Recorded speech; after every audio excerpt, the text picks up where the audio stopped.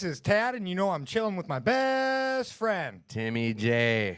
Hey, man, welcome to 2218's Attitude for Gratitude. Hope everyone's having a wonderful Friday evening this May. Tim, you just want to start cutting some promos? What the hell? Let's do it. So 2218's where we're at right now, bringing you guys this podcast, the place that holds meetings, the place that has the Gratitude Cafe, the place that's putting on the ride for recovery. This is 2218. Elena will be putting up some links, so if you're able to donate, please do donate, as well as come down, donate some time. We've got a lot of things happening moving forward here. Summer's coming. We got lots of events. We'll talk about it a little bit later, too. But Big stuff's coming. Yes, and I do want to touch on the Ride for Recovery real quick. Might as well get that out the way. I'll bring it up a little later. What is the Ride for Recovery, Tim? What it is the official 2218 Ride for Recovery. It's the third annual. It's Saturday, June 26th. So what it is a group of people in recovery, or, you know, just motorcyclers. Everyone that wants to be part of this can be part of it.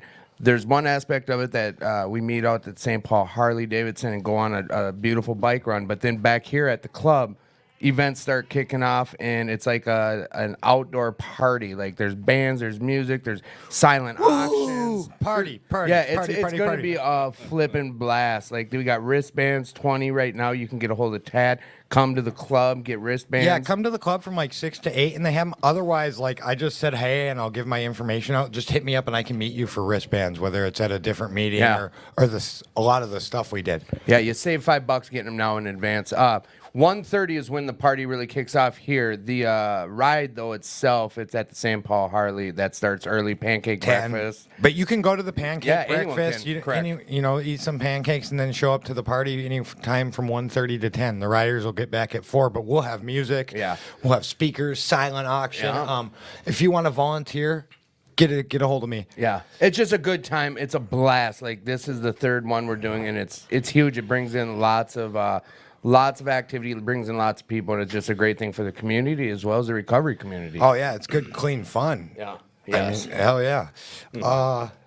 What else do you got?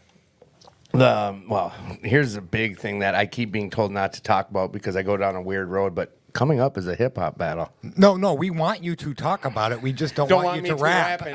I just was working on No, something. save your rapping for the contest. Yeah, so yes, we got a hip-hop battle coming up. We got Recovery-oki every Friday night. Like, that's going on here starting, at 10, is it? Yeah. And it's right here at 2218. It's a blast as well. It's good, clean fun. I don't know how else to explain it, but we have fun in recovery, and we talk about that. That's one of the big aspects of this show. Also, so this is an interactive show. As we've seen before, we can't be interactive if you're not in the comments. So firstly, use the comment section. We've seen how it can help people before. Yes. However, adversely, if you have critiques, criticism, or advice, or things you want to say about the show, contact me or Tim directly at Timmy. Oh my gosh, I'm about to introduce myself again. Timothy J. Warren. That's on Facebook. Picture of a puppy. It's me. Or Tad Ackerman on Facebook, or Tad Ackerman, the number 1 at Gmail, or you can just hit up Minneapolis Alano Club. Yeah. The other thing, I'll do this real quick. I did it last week. I'll put my number on here, so scroll back through. But my personal phone number is on here.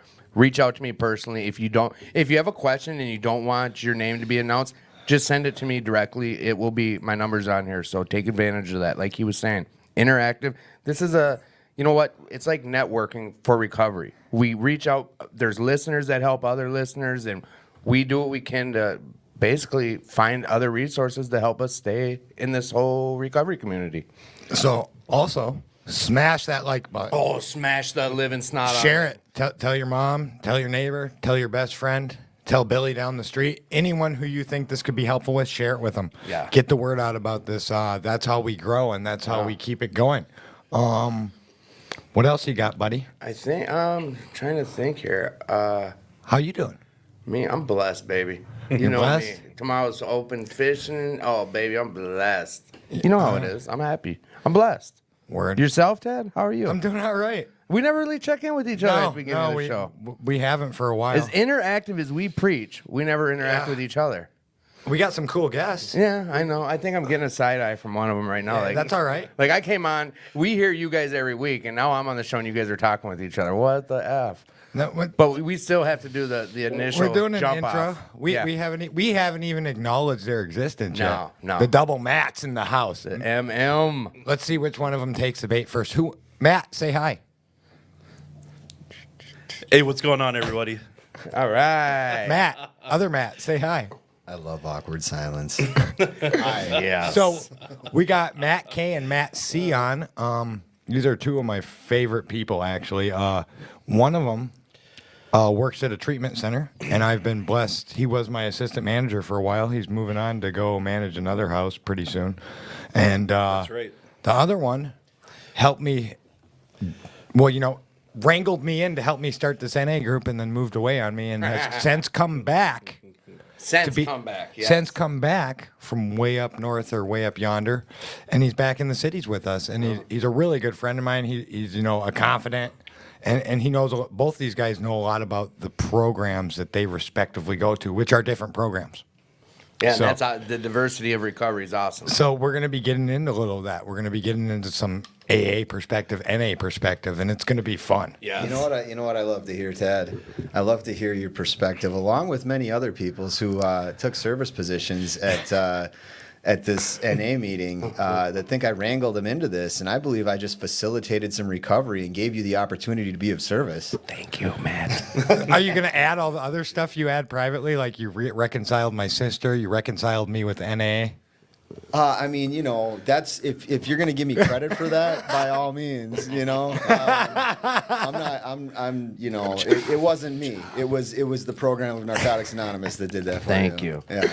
So Yeah, I've heard it from a lot of different angles that he gets that same guff about.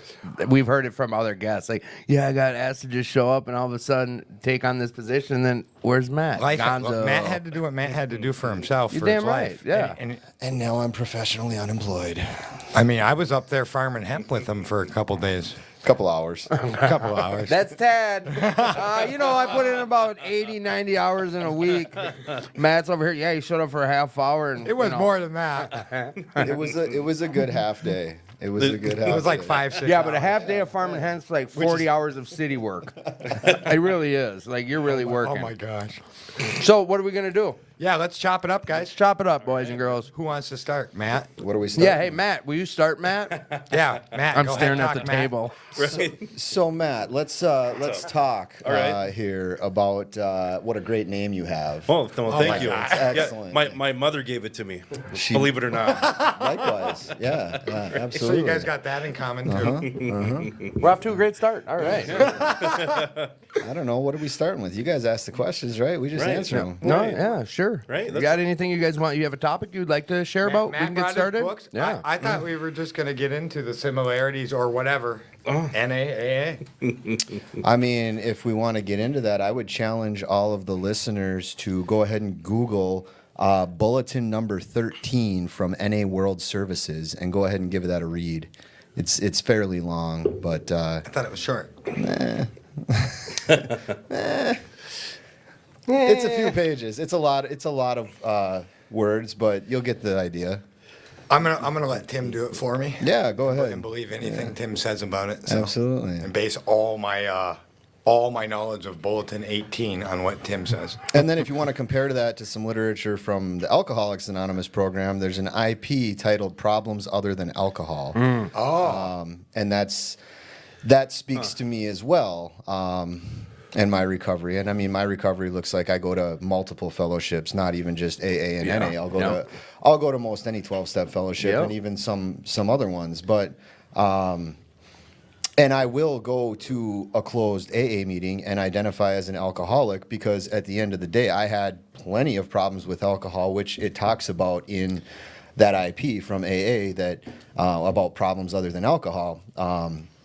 If the addict is also a true alcoholic, then they're welcomed in our closed meetings. Whereas you guys can read for yourselves. But Right. This is about my recovery. You know I'm just what? telling Can I about me. ask you, I can't tell what's right for anyone else. But Can I ask you a question about that, Matt? It's kind of a side note, but you said you'll go to an AA meeting, identify as an alcoholic. Now, One of those fellowships has something they talk about as singleness of purpose. The other fellowship kind of has something called a clarity statement.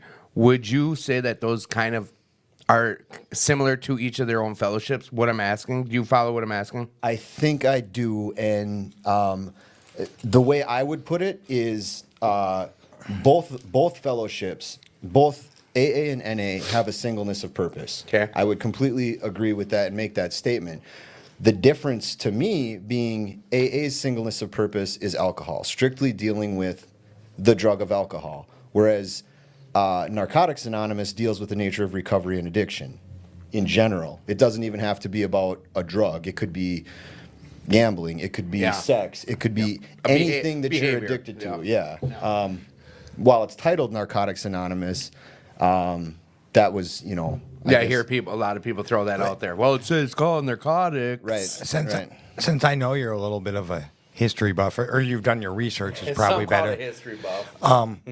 Who founded Narcotics Anonymous? Could you tell me about that? I believe his name is Jimmy K. Yes. And were they? That's who gets credit That's for who it. gets now. credit for it. Okay. But it if was you- founded by a group of. It was founded by a group of addicts that found success in the program of Alcoholics Anonymous with the help of members of AA that helped them split off to create Narcotics Anonymous. And I am quoting this Interesting. from the Narcotics Anonymous basic text, and which something that's interesting to me that I started noticing in the past few months. I'm doing a basic text study. The big book, as everybody knows, the text in Alcoholics Anonymous, we call it the big book, but it says the basic text of Alcoholics Anonymous. I found that really interesting when I started looking at the big book, and then NA calls it the basic Basic. text. Like, of Narcotics Anonymous. there's so many similarities to the Yeah. programs, and I mean, if you read through our literature, like the Narcotics Anonymous literature, you'll see like we wouldn't be a fellowship without Alcoholics Anonymous. It's That's just- derived from AA. I think it's on the second or third page of the basic text. It talks about Narcotics Anonymous is derived. I think it derived adapted. from adapted. Adapted is Yeah, the I know. I'm going to terminology try to they use a use. big word, and that's not the time with these maths here. Yeah, adapted. Sure. I don't know. Like he's about to check on it. I can see. No. So I'm trying not to use your last name. So Because you're so used to calling him that, right? yeah, Like, yeah, that's what I. So if you want to break your anonymity, that's fine because then I can. But if you don't, you don't. Forgive me if I do. That's but so, fine, Dad.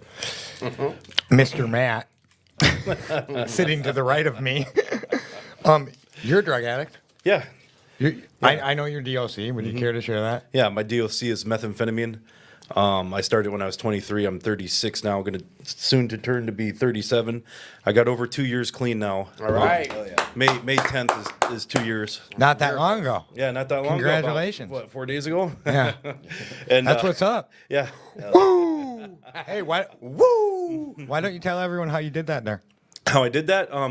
I just got honest with myself, and I just surrendered my will. You know what I mean? Like I took a look at my life, and I realized that it was going nowhere. You know, and I didn't know how to escape from that. And for me to escape from that, I went to jail, and I was looking at prison. I was looking at 10 years, and I was so sick of that lifestyle, you know, and I was so miserable that when I was locked up, I wouldn't even tell anybody about my charges or anything, because then they'd be like, "Oh man, you the plug. Let me get your number and stuff." And I just didn't want that. You know what I mean? Yeah. And so what I did is I turned my will and my life over to the care of God as I understood Him. You know, step 3, and then I started making amends. I made amends to my brother, and then I made amends to my mom and stuff.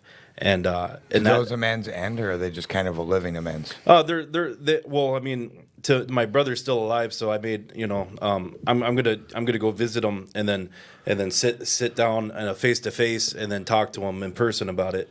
But I mean, I forgave him over the phone though, because he used to beat the crap out of me when I was little. You know, he would just walk up to me and hit me out of nowhere. You know what I mean? Because he hated the fact that I had a better relationship with my mom than he did. It was more than just a big brother picking on you type of Yeah. situation. Oh yeah, yeah. He used to beat the hell out of me, you know, and I come to find out is that was the reason why, and I just felt such a relief because I used that because my dad left me when I was 9. You know what I mean? And that perpetuated my drug use because I used that as a scapegoat to continue using. You know what I mean? Because my mom, I went to treatment. I'm gonna tell all my life story. I went to treatment, all right. and okay, so my dad left me when I was 9. I started smoking weed a little bit after that. I started smoking cigarettes a little bit after that because my mom smoked. And then I had my first 40 when I was 12. You know what I mean? With my friends, and I was just To those listeners. What's a 40? That's Oh, yeah, 40 ounces of beer. A beer, yeah. Big 40-ounce bottle. Malt liquor. On the street, it's called a 40. Malt liquor. Go ahead. Sorry. Typically. And then I was just, just a stoner, man. I wasn't really active in school and stuff. I mean, I was smart. I just didn't apply myself, because the weed was just more important to my life, at that time because it was escape, it was oh, this is it, So I did that for a long time, and then when I was 23, I met this girl, of course, right, and she introduced me to meth, and I didn't really like meth at the time, I had a few run-ins with it, but I didn't really like it at all. I didn't like how people were on it and stuff and act on it, and well, come to find out, I got introduced to it, and then I was about a week after smoking it and snorting it, I was shooting it. You know what I mean? Man, we didn't like it that much. It's weird how drugs work. Right. So yeah. And so that's when my life turned upside down. Right. I experienced, that was when I first experienced homelessness, sleeping under bridges. Was that out in Oregon? Yeah, that was out in Oregon. Yeah, I'm from Oregon. I've been living out here for like 12 years now. How I got out here though is after I was 23, I got picked up on a 5th degree, and then I was on probation. And then after 18 months, it's supposed to be 18 months of probation, but after 2.5 years, because I kept getting PVs. That's probation violation. Violations, yeah. After getting so many PVs, I got a 6-month revoke. So I was sitting in jail for 6 months, and about 3 months into it, I got a stateside bed, treatment, rehab bed, and then I just didn't want to get clean at that time. I just wanted to get out of jail, Right. And so I'm sitting there, and then I take off. Anyway, I'll speed this up. When I was 25, I lost the respect of my mom. I lost the respect of my brother and my grandma. They just wanted to help me, and I was fucked up, man. I was just Been there. I stole from my brother. I stole from my mom. Stole all of her jewelry. I used to be that piece of shit, no good person that would steal from people and stuff. You know what I mean? Just a thief, just a lying, no good piece of shit. And then my mom dropped me off at the trap house, and she said, I don't ever want to ever speak to you ever again until you make that phone call. So 3 months later, that's how hard-headed I am. I woke up underneath a bridge at like 7 o'clock in the morning, just, because I stayed at a park that whole day, the day before, and just high and just miserable. And I slept underneath a bridge. I woke up the next morning, and I'm like, I got to make this phone call. So I called the first place I did, which was Hazelden. And that's $1,000 a day for 30 days. And my mom paid that out of pocket. Whoa. Yeah. And she picked me up the same day, and she drove me all the way up to the suburb of Portland at the Hazelden there, the Hazelden Springbrook, the same one that Robin Williams went to. And I went there, and then the counselor suggested that I go to Fellowship Club out in St. Paul. So I got a one-way plane ticket. I get a one-way plane ticket out to St. Paul. And with my abandonment issues, I thought my mom didn't care about me. You know what I mean? I thought she just wanted to get rid of me because she said I wouldn't be able to come back home. And I said, Mom, if I go back on the streets, I'll just, go right back to using, And Real quick, when Yeah, you go went ahead. to Hazelton, you wanted that. Like, Yeah. you had, let's say, not your bottom, but you were in that park, what have you. But You you had made had that enough? call. Was it out of like, all right, I'm sick of being in the park? Or were you really like, I mean, now you're clean. You could say like, were you done? You wanted to be done at Yeah. least? Like, Oh, yeah. you were really willing to go through this and take some suggestions. Like, Yes. Well, okay. Yeah. And I think Matt will agree with this. I wanted to be done way before I got done. Well, that's what I'm kind of. Yeah, Yeah. absolutely. Yeah. I just want to put some weight to what you're saying and just kind of find that out. So that was. Yeah. And how long ago was this that you went to Hazleton? Your mom paid for that? This was back I moved out here in the fall of '09. Okay. I believe. So that wasn't 2 years ago. No, that wasn't 2 years Okay. ago. No. And All then right. this is That's I just yeah. wanted to Oh, get yeah. some time in there. Yeah, Okay. yeah, so totally. Yeah. And so Tim, we don't always get it on our first try. I know. and Most I, of Yeah, us yeah, I don't. don't. That's why I know I have listeners 23 like me. treatments later. Yeah, yeah. right. So anyway, I'll speed it up a little bit more. Because we didn't have So- Google, Matt. Hey. Matt, we didn't have Google to tell us how to do it. C. Go Yeah. ahead. Yep. So anyway, I'm living in St. Paul, Minnesota. Everybody has a funny accent, right? Now I have a funny accent, right? Yeah. I call back home and my mom's just laughing, you know what I mean? Just you know, a couple of my friends back home think it's cute or whatever, you know what I mean? So anyway, yeah, so I stayed in clean and so when I first moved out here, I stayed clean and sober for like 2 years. I was doing really good. I was going to meetings, right? I was doing what was suggested as a program of recovery. You know what I mean? I was going to meetings. I was working. I got a sponsor. I was working the steps. It was a AA sponsor, my first one. You know, he introduced me to AA, but he also told me that he made it easy for me. He's like, well, you know, just look at it this way. When they say alcoholic, just change the word to addict in your mind. Right. You know what I mean? Okay. And that helped a lot. You know what I mean? Because damn it, it works. You know. Yeah. But we'll get to that in a moment, right? So I had a service commitment. You know, it was at the West End. I was at the West End. You know, that was my spot when I first started out here, and I was doing that every Sunday. It was a deep clean. I was living in a sober house. I was making money, and then I got kicked out for anger issues I wasn't addressing because some guy accused me of eating his mint chocolate chip ice cream during a house meeting, right? And I'm just like, Doesn't that piss you off? oh yeah, just outright pointed his finger at me and says, "I know you did," right in the middle of the house meeting without no, you know what I mean? Did you do it? No. Oh, okay. No. Mint chocolate chip ice cream is good though. Like Delicious. I could see myself stealing some ice cream and maybe. Well, all right, let's go. Go ahead. Tim did Well, it. We solved see- the mystery. Well, it really made me angry because first, I didn't do that. Right. Secondly, I used to be that person that would Right, do that. right. You know what I mean? And thirdly, that's not even my favorite. That's my brother's favorite, right? It brought up some anger. It right. brought All up that some- shit went through your head, and you were like, Oh yeah.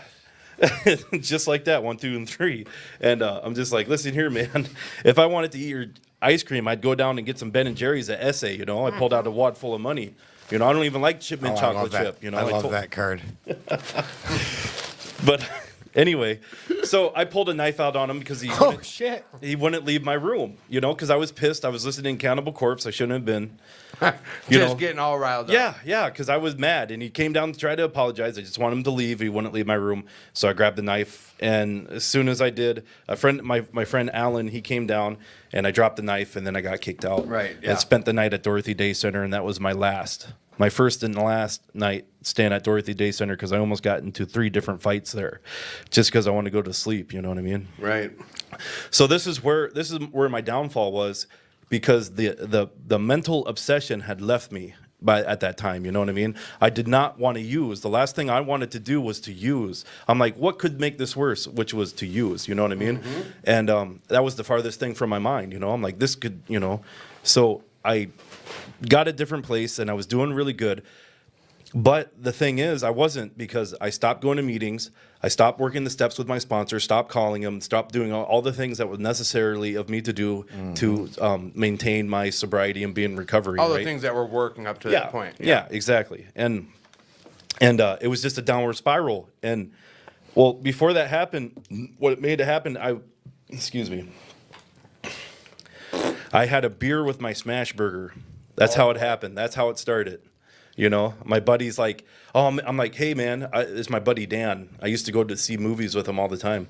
I'm like, Dan, I would really like it. I was just joking around. I would really like a beer for this burger, you know? He's like, oh, I got a confession to make. I'm like, what, dude? He's like, I've been drinking. I'm like, oh no. So this Dan is someone you know from the program? Yep. Okay. Yeah. Okay. Yeah. He was a friend of mine that I first met when I moved out here.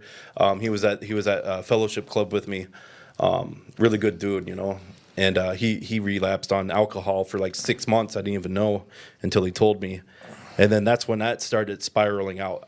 First it was a beer, and then I was doing all right, and then it was more alcohol, and then I started smoking crack. Right? Yeah. Well, of course. I mean, couple beers, crack. It's just Right.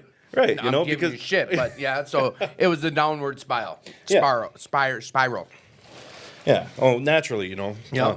Because with crack, I'd be able to, maintain, do it on the weekends, and then be okay on Monday to go to work. You know what I Weekend mean? crack user. Right. Hey, Yeah, weekend warrior. I've justified my few times using crack just exactly that. I am giving you shit. You know that, I mean, but on I the can other eat hand, and go to bed, so some it's people- okay. yeah. So you're telling yourself, okay, I'm able to still do these responsible things, so I'm okay. Right, Okay. just lying to myself, right? Sure. Just in denial, Yeah. because I'm cured, right? Yeah, I don't have a problem. Yeah.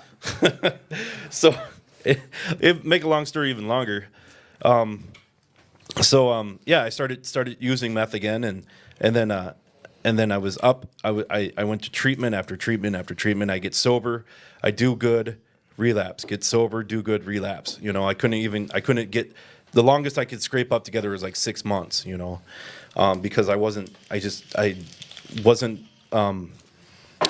wanted to take back my self-will. I mean, that's the only thing I could think of. Looking back at it now, that's what you see it was, is Yeah. you were taking your will back? Oh yeah, Okay. yeah, every time, because I don't have a problem. You know what I mean? Down your, yeah, okay. Yeah. I've had this long. I had this long sober. I can manage. I can maintain. Right. Yeah. That's the grand illusion. Because Yeah. I'm full of self-deception. Yeah, our heads want to tell, well, the monster between my ears does things like that. So your brain was telling you, you've got this covered. Right. Like, I can handle it. Yeah. A little crack on Saturday, couple beers after work. But you were going to work still doing all that. Yeah. I mean, I had the job that I had. They didn't care. You could call as long as you called in. I could take a week off. Okay. You know what I mean?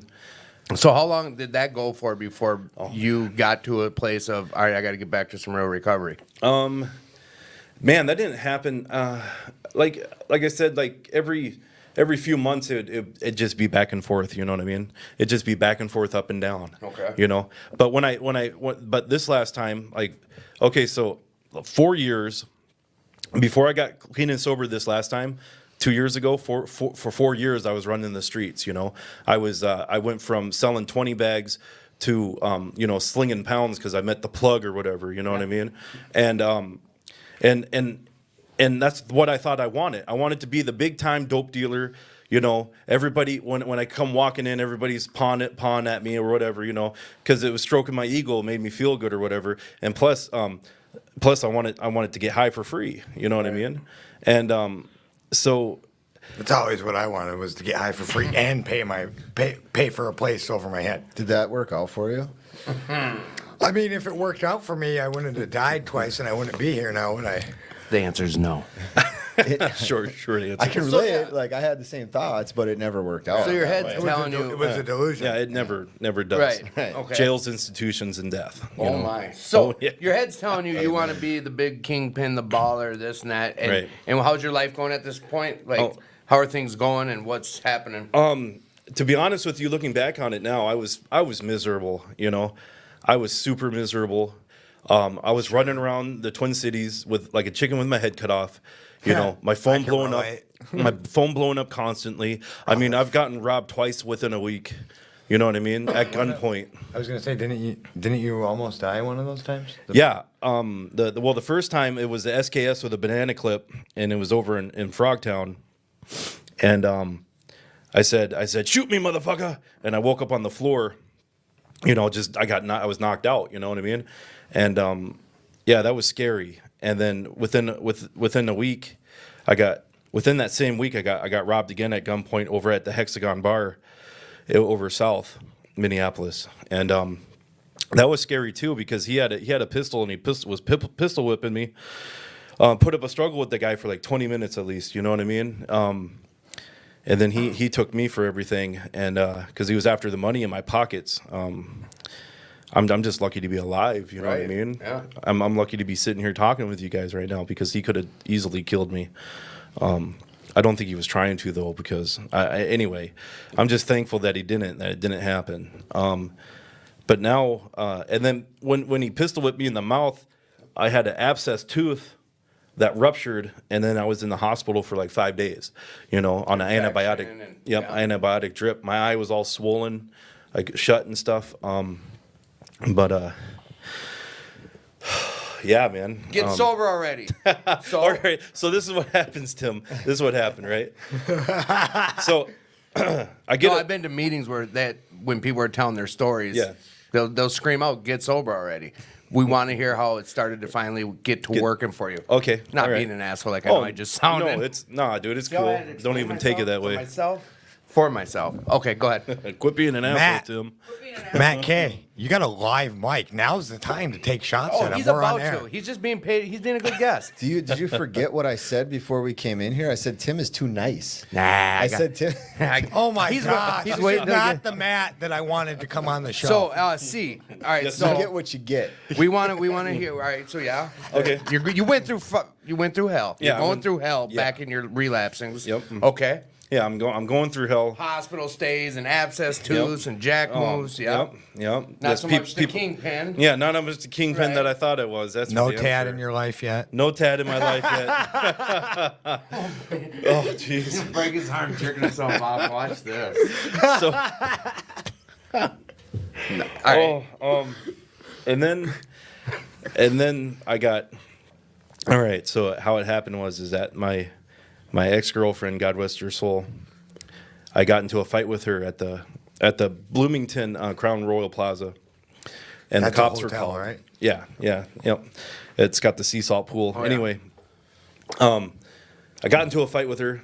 I just wanted to go to sleep. Anyway, she threw a hissy fit. Cops were called. They found there was an ounce. I had an ounce of meth in a container, and they held on to the charges for 6 months. Because they were doing a pending investigation. And I didn't know it, but I didn't get the notice in the mail because I'm running around What the address streets. were they gonna send it Yeah, to? Yeah, exactly. exactly.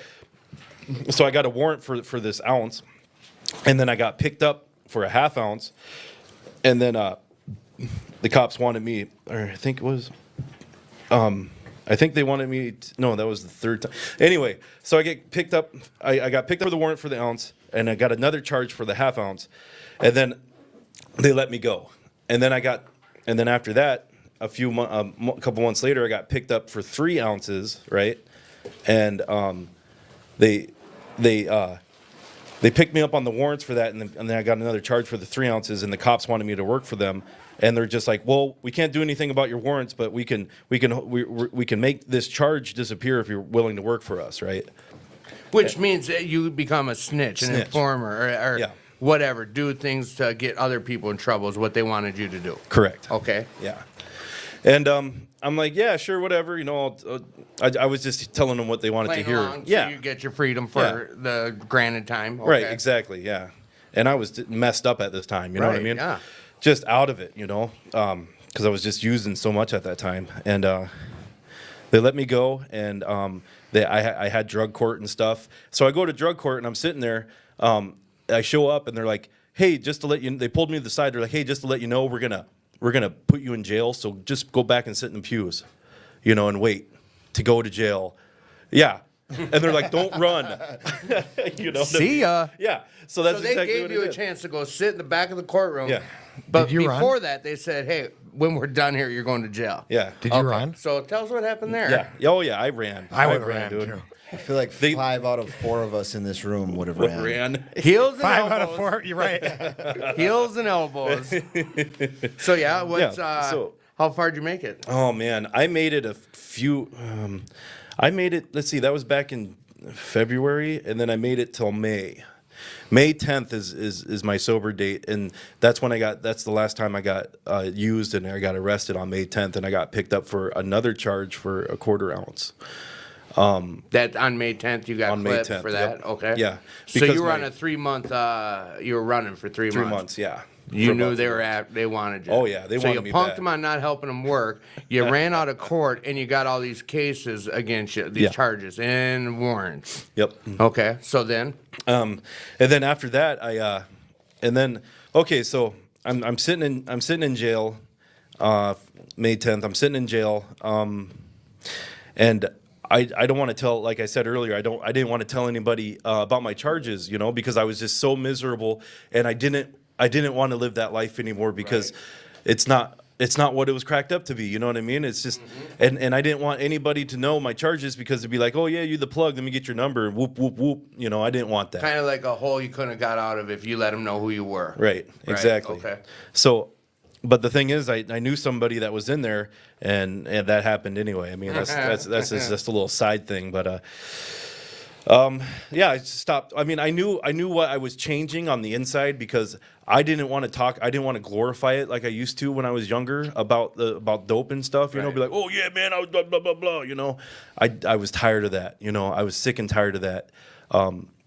And I thought I was going to prison. You know what I mean? Because all those charges. You know, Right. and then that's when I finally called my mom. Like, there was a couple people in my life when I was running the streets for that 4 years that they're like, you know what, you should call your mom. And I'm just like, fuck you, you know? You can't tell me what to do, motherfucker. All spun you out know? trying to give you some life advice? Yeah, okay, you know? okay. I mean, because they actually cared or whatever, you know? Oh, Few all right. of them did, you know? Okay, yeah. To some degree, yeah. Moment of clarity, I guess, you know? And I'm just like, fuck you. You know, I just used that to keep pushing, to keep using, you know? You can't tell me what to do. Well, you and know? it's in those moments of lucidity that we have to sometimes hear that message. So Yeah. I wasn't sure if you were just joking or not, but so some people that cared about you were like, you know, reach out to moms. Yeah. Okay. Yeah. But you weren't hearing it. You're like, huh, you know, yeah. Yeah. Okay. Like, you know best, you Right. know? I know best, you know? right. So, Because it's worked out so well to this point. right. Fuck, man, life. So what happened is that, I'm trying to remember. You sat in jail. I sat in jail. The 10th. Yep. Okay, you're Yep. in jail. Yeah, I'm Okay. in jail for I was in Ramsey County for 2 months. Okay. Which felt like a year. Yeah, you know, that's straight. if you ever, That's horseshit. Yeah. It's not jail. It's not jail. You're not. It's not as. Wait, I'm over here glorifying like, oh, there's better jail than regular jail than county than the holding tank. You weren't. There was no luxuries of where you were at. yeah, Ramsey County. Very boring. Very. Did you go you're- to any meetings while you were in jail? No, I did not. I did not go into any meetings. I tried signing up for them, but Did you know that were you just were so far and Did few you know in that you between. were going to make a run at this recovery thing at that point? no, I didn't. You just knew that you were tired. And Yeah, yeah, I was tired and I was done. I didn't really think about that. That's a good question. I didn't really think about that at that time. So how did you end up in treatment from jail? Well, I talked to the Rule 25 lady. She came in and they're like, talk to the judge, and they're just like, yeah, we're going to conditionally release you to treatment, which was like crazy, you know, because of all my charges that I had. I didn't think that was going to be allowed, but the judge, he used to work. He used to be in drug court or whatever. He used to be the judge for drug court. So he like, I don't know. But they did a PSI on me though. And they found it in favor of a downward dispositional departure, which is like my PO was telling me it was unheard of because of my background. You know, I had a good childhood growing up. You know, I had birthdays every year, Christmas every year, stuff like that. You know, it's just I just didn't have a dad growing up and stuff. And my brother beat the shit out of me every day. So I'm in treatment and stuff, and then I was talking. Well, when I was in jail, I was talking to the other guys, the other inmates, about wanting a better life for myself. You know what I mean? And it started being positive, and not glorifying use, and that really helped a lot. And then when I finally got out, which was July 26th, I think I got out. I went out to Rochester to Oak Ridge, and that's a Meridian program. I went there for 30 days, and that's where I met Eric Tad. Oh, really? Yeah, Our buddy? yeah, yep. Okay. So that's where I met him at, and I didn't know that about you guys. yeah, yeah. And I knew him from treatment, but Okay. yeah, but anyway. So I went from there to Hastings. Yeah, I went to what is that called? Cochrane House. I went to Cochrane House in Hastings, Which is now New Way. Which is now a New Way. Yeah, and I was there for 3 months, and that's when I contacted my brother. Oh, piece I forgot to tell you guys is that when I did call my mom when I was in jail finally, you know. Good job, Matt. Yeah. First time you had talked to her since you went to Hazelton? Oh no, no. A few times in between. A few times Okay. in between. Okay. Like it was a long period though, like maybe 4 or 5 years. Oh, okay. You know. Okay. And finally talked to her, and then I get a letter. I get a letter from my mom, and then I get a letter from my brother, and I get a letter from my aunt. You know, and that's what really helped. You know, having that family. You know. Oh, always, yeah. You know, helped me change my mind. You know, and the prospect of going to prison for 10 years. It's always a good incentive not to go to prison. Yeah, exactly. Anything's better than prison, right? So I don't know, man. So now that was my experience, strength, and my hope. Now is that so I called up my old sponsor, and Tad knows him, and He was my old sponsor at one Yeah. time until we went on a run together. Yeah. Mine too, dude. And then I called him up. I'm like, hey, are you sober? He's like, yeah. I'm like, you want to be my sponsor again? He's like, yeah, dude, sure. And he took me through the steps, and he took me all the way through the steps, and it was a blessing, dude. And he was raised, he was taught in AA principles in the big book, you know, and I don't mind that because, you know, I like what he said. I liked what he said one time in a meeting. He's like, because everybody's like talking about opinions and stuff like that. He's like, man, your opinion don't matter, man. What matters is in this book. You study this book, you know what I mean? You study this book, it's in here. It's that simple. Your opinion don't matter, dude. The book does, you know? And I like that a lot. You Was know that what I mean? prior to him becoming your sponsor? Huh? You heard him? Was that prior to him? Oh, no, this was after. Okay. Like, this is when he became my sponsor again, and I started really working the steps with him. You know what I mean? I don't know. That was just something I really liked and admired about it, you know, because he won't bullshit me on stuff like that, you know. Let's see. What it's like now is that I have over 2 years sober. I got my driver's license back. I have a car. I have car insurance. I've never had car insurance before, right? I'm happy. I'm happy, joyous, and free. You know what I mean? And that's because I worked the steps. I surrendered my will over to God every day. I remind myself every day that I'm an addict, because if I don't, I'll start slipping, and that's what I don't want. You know, I got to work at it every day. You know, it's a constant thing that I got to work on. And some days are better than others, and some days are harder than others. But also me working, and I work at a treatment center now too.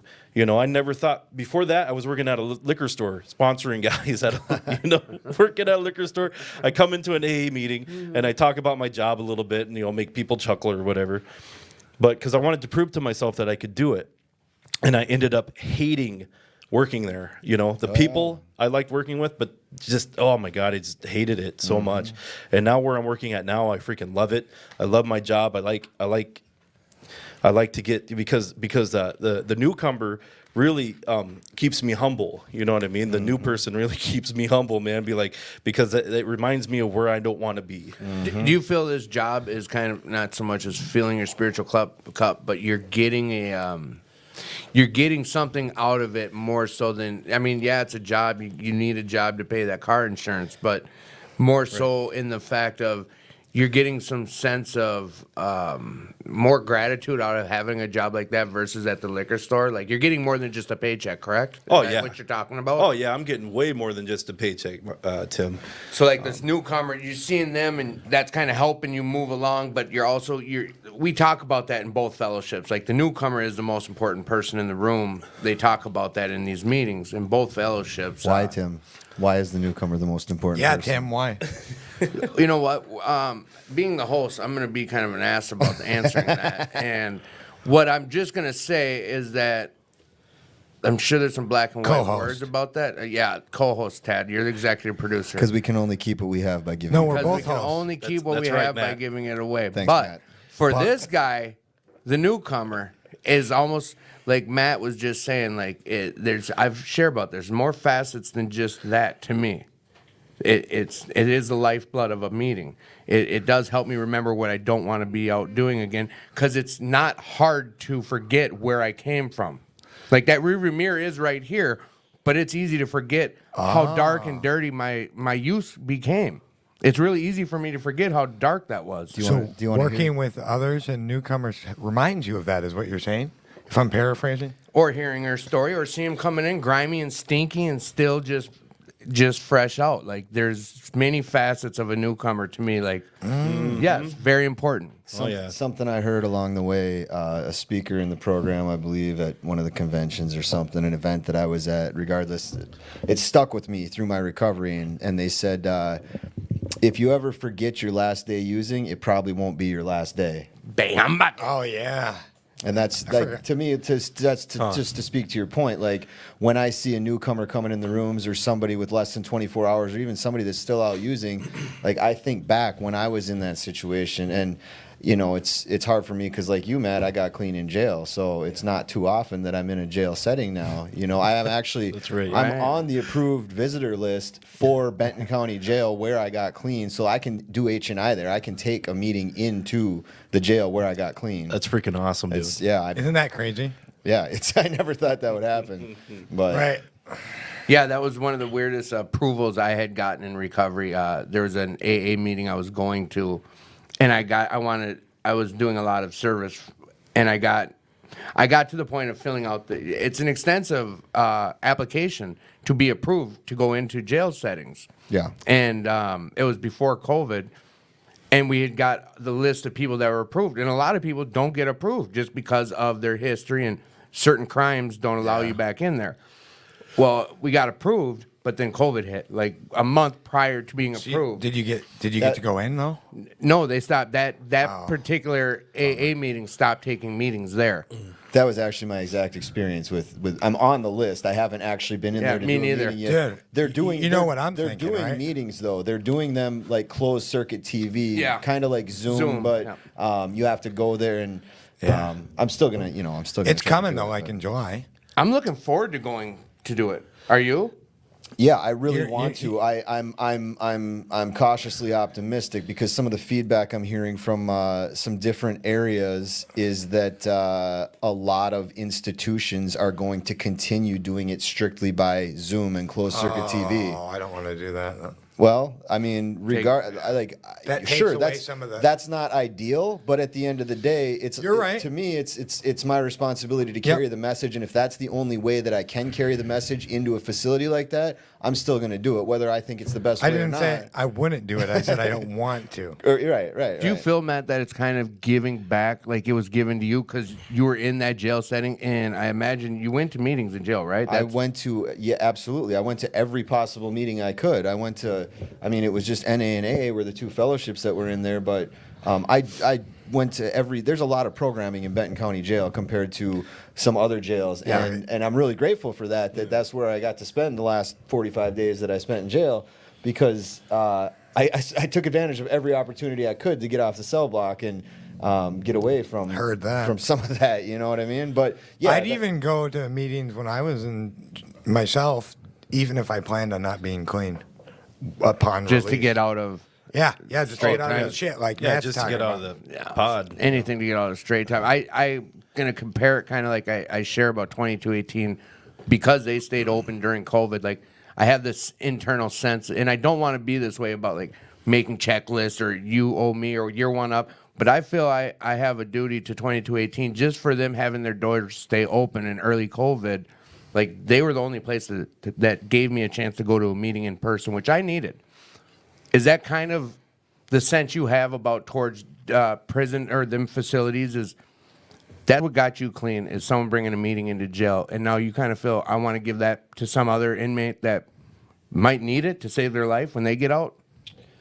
Yeah, I mean, it's about giving back what was freely given to me. I wouldn't say that's what got me clean. I mean, I believe my higher power worked through law enforcement, and Yeah, you said that. you know, you'll hear me say that many times because I finally came to that realization that God and working through law enforcement did for me what I could not do for myself. It took me away from the drugs. It took me away from the lifestyle and gave me that break. And absolutely, to speak to your point, like, thank God for H&I and people bringing Narcotics Anonymous meeting and Alcoholics Anonymous meetings into the jail that I was at.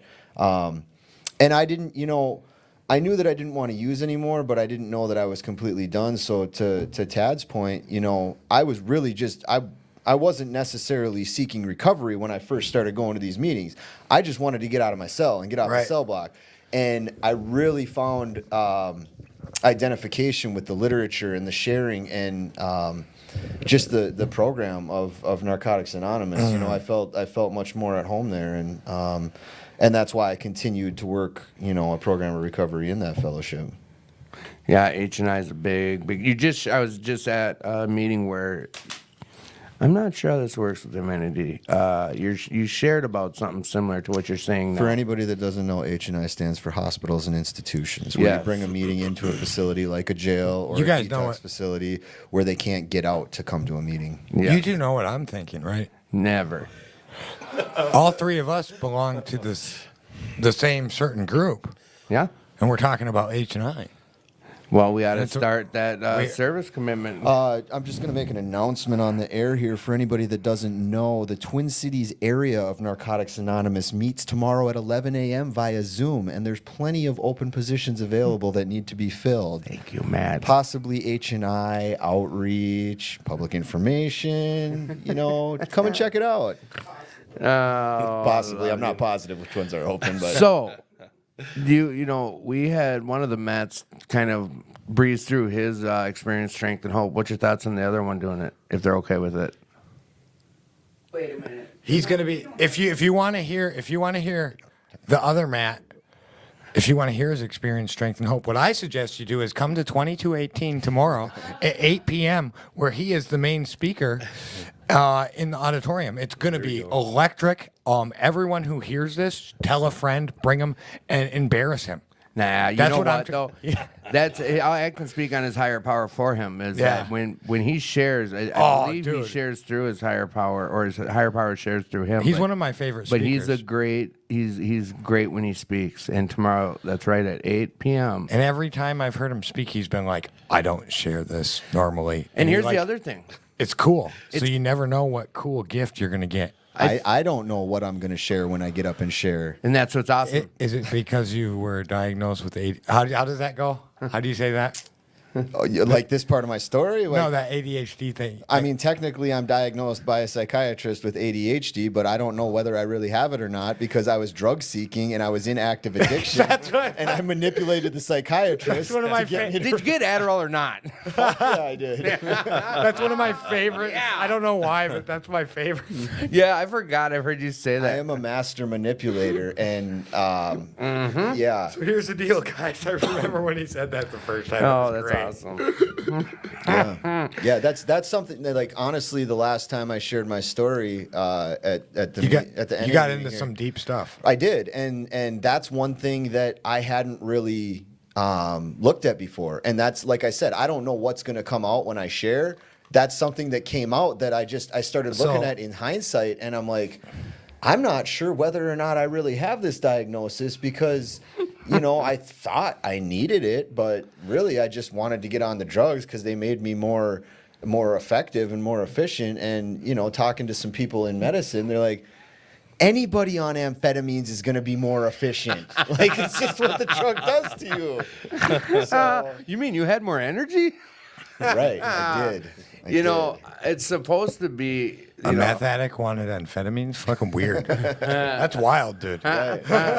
Ironically, when that's the thing that was really hard for me when I got into recovery is I never abused my prescription medication. So, like, when I started doing meth and coke, like a large amounts, I stopped taking Of course.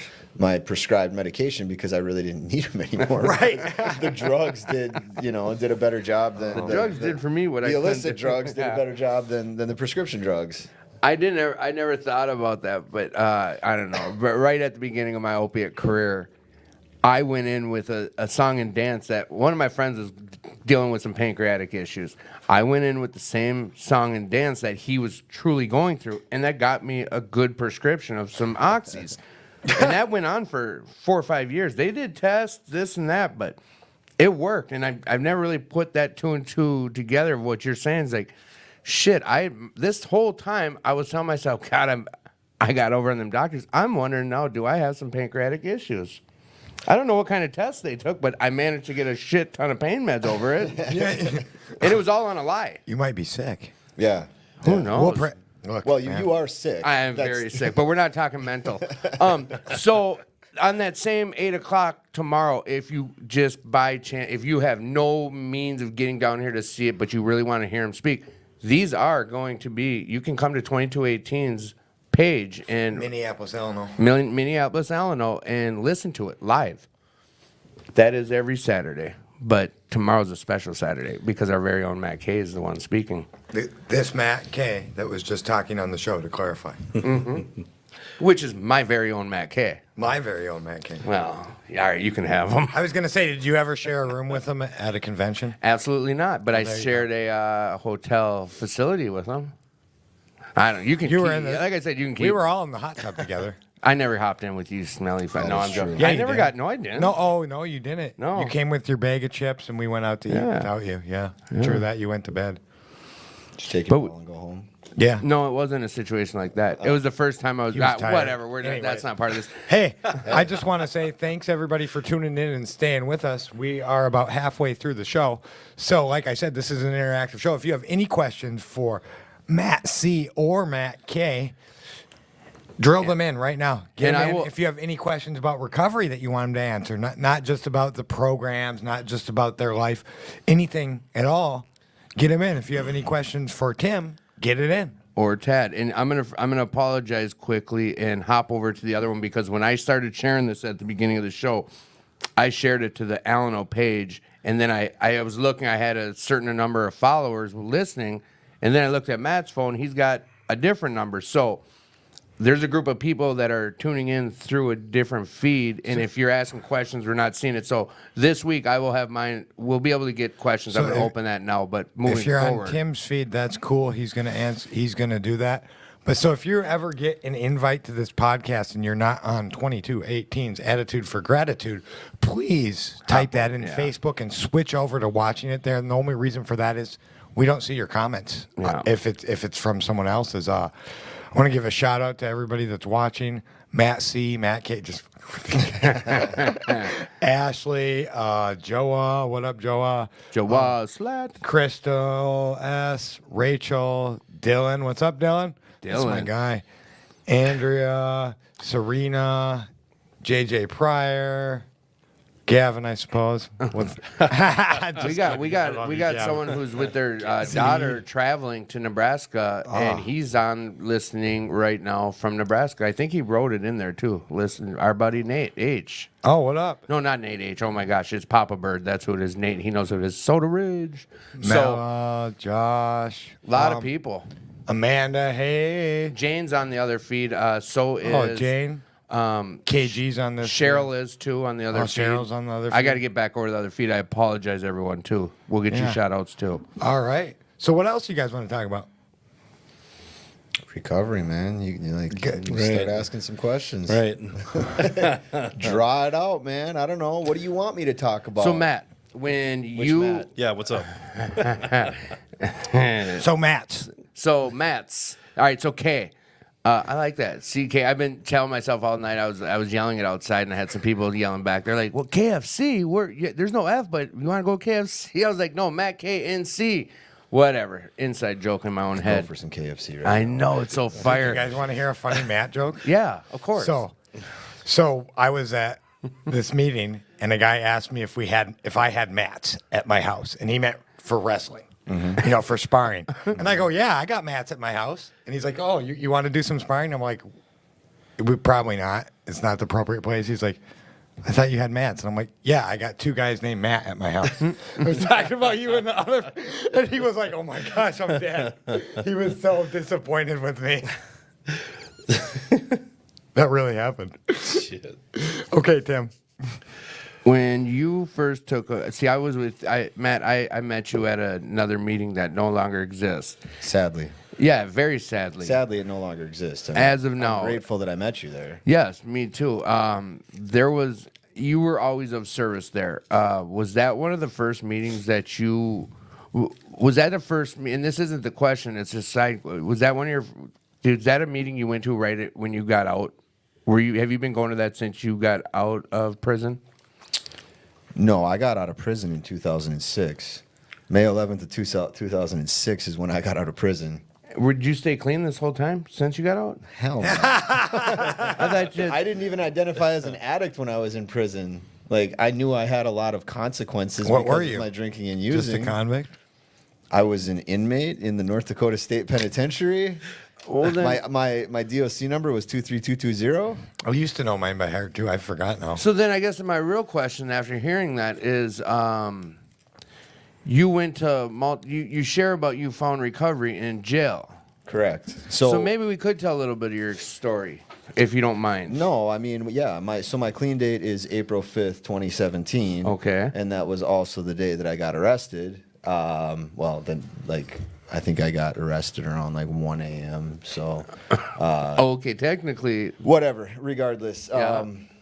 Yeah. So then I was in Benton County, and that's where I got clean. I was in jail there. So I think what you're asking is, was that the first meeting I went to outside of jail? Was the meeting that we met at? yes. So the answer to that's no. How I got connected with that meeting was I went to a Narcotics Anonymous event out in North Dakota, and somebody out there that I met that was from that lived in the Twin Cities area, I talked to and let them know I was going to be moving to a sober house in the Twin Cities, and they got me connected with.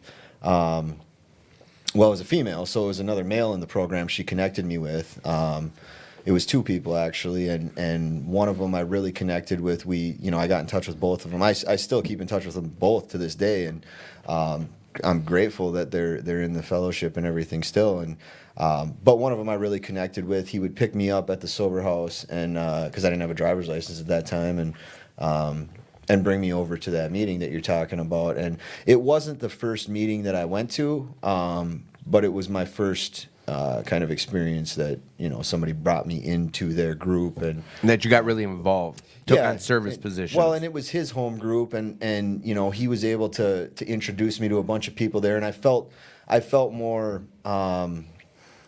not more welcomed. I felt welcomed at just about every meeting I went to. I just felt more connected, I would say, by having somebody that I had talked to bring me to the meeting, introduce me to people, talk a little bit with me.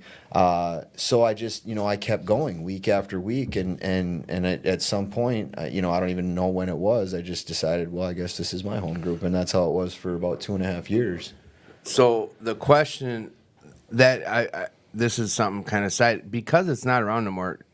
We can say the meeting name and all that, can't we? Or is that still protected by anonymity? No, anonymity is in regards to the people. Okay. Like, not the. So we could talk about that. We could talk about Phoenix NA. We could talk about. I mean, you could talk about any meeting you want to. Just don't talk about. I seen Matt. What you see here, what you hear here. Let it stay. I seen blah blah blah at this meeting, and Right. they said Exactly. that's a breach So of anonymity. us saying like Matt speaking tomorrow at 8 p.m. on behalf of Phoenix NA's, No, because I announced that everywhere else. you know what I'm saying? Like and that's just something like the whole anonymity and being very mindful of that. We got questions coming in. Cause you know what, we forgot to shout out Christy and Katie and Mama and Nathan, lots of people. So Sarah, what up? Christy, questions coming in from Christy. If or when you have relapsed after years of sobriety, does something inside you then feel different when you get back to sobriety? That gives you an assurance of the sobriety sticking? We'll start that with you, Matt C. And we're going to come back to you because I got some more stuff that's brewing. It gives you assurance that sobriety is sticking. It gives me a lot of wisdom, I would have to say. That's a good question. Well, like every time I put on the lab coat and I went back out, you know, The lab coat. I like and that. do more research. Yeah. Professor Matt. You know, because yeah. Anyway, when I come back into the rooms and stuff, I don't know. I used to have a lot of shame and guilt, and then I just learned to accept that. And then coming back into the rooms after a while of being out, it was totally different because the whole scene's changed. You know what I mean? And then I became a lot wiser.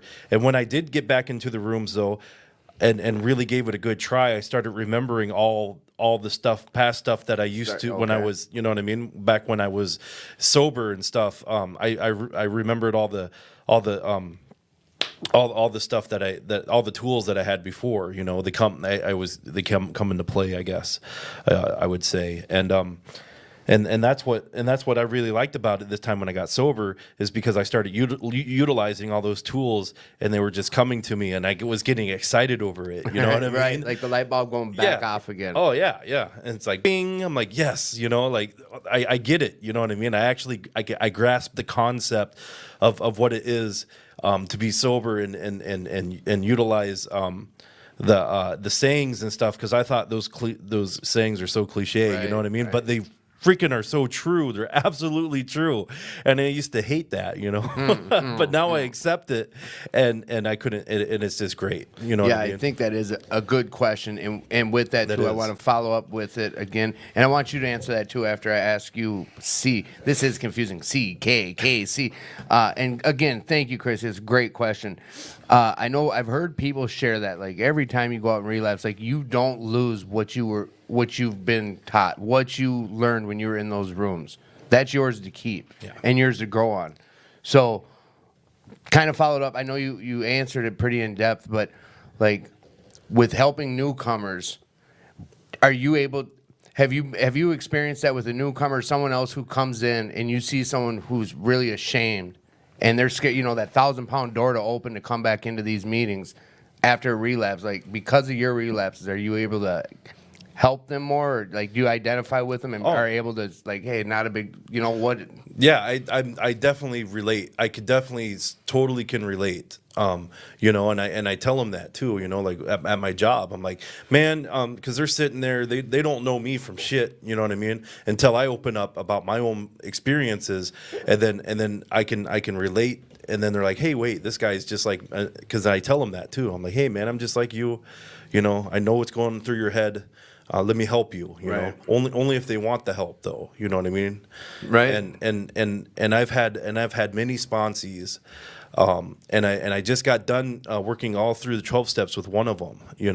And it's just so, and it feels so good to me to see that guy grow and watch him grow. And I'm like, man, I did that. You know what I mean? I did that. When he talks in meetings and stuff, I'm just blown away. I'm floored. I'm like, oh my God, man, I did, You're part of that recovery. Yeah, I'm part of that, it's the best feeling in the world. It's better than sex. Okay. Well, we got a lot of eyebrows risen here in the studio. Someone's at the door. No. So, thank you. See, that's a great. All right, so Matt, I'm going to re-ask you that question. Matt K.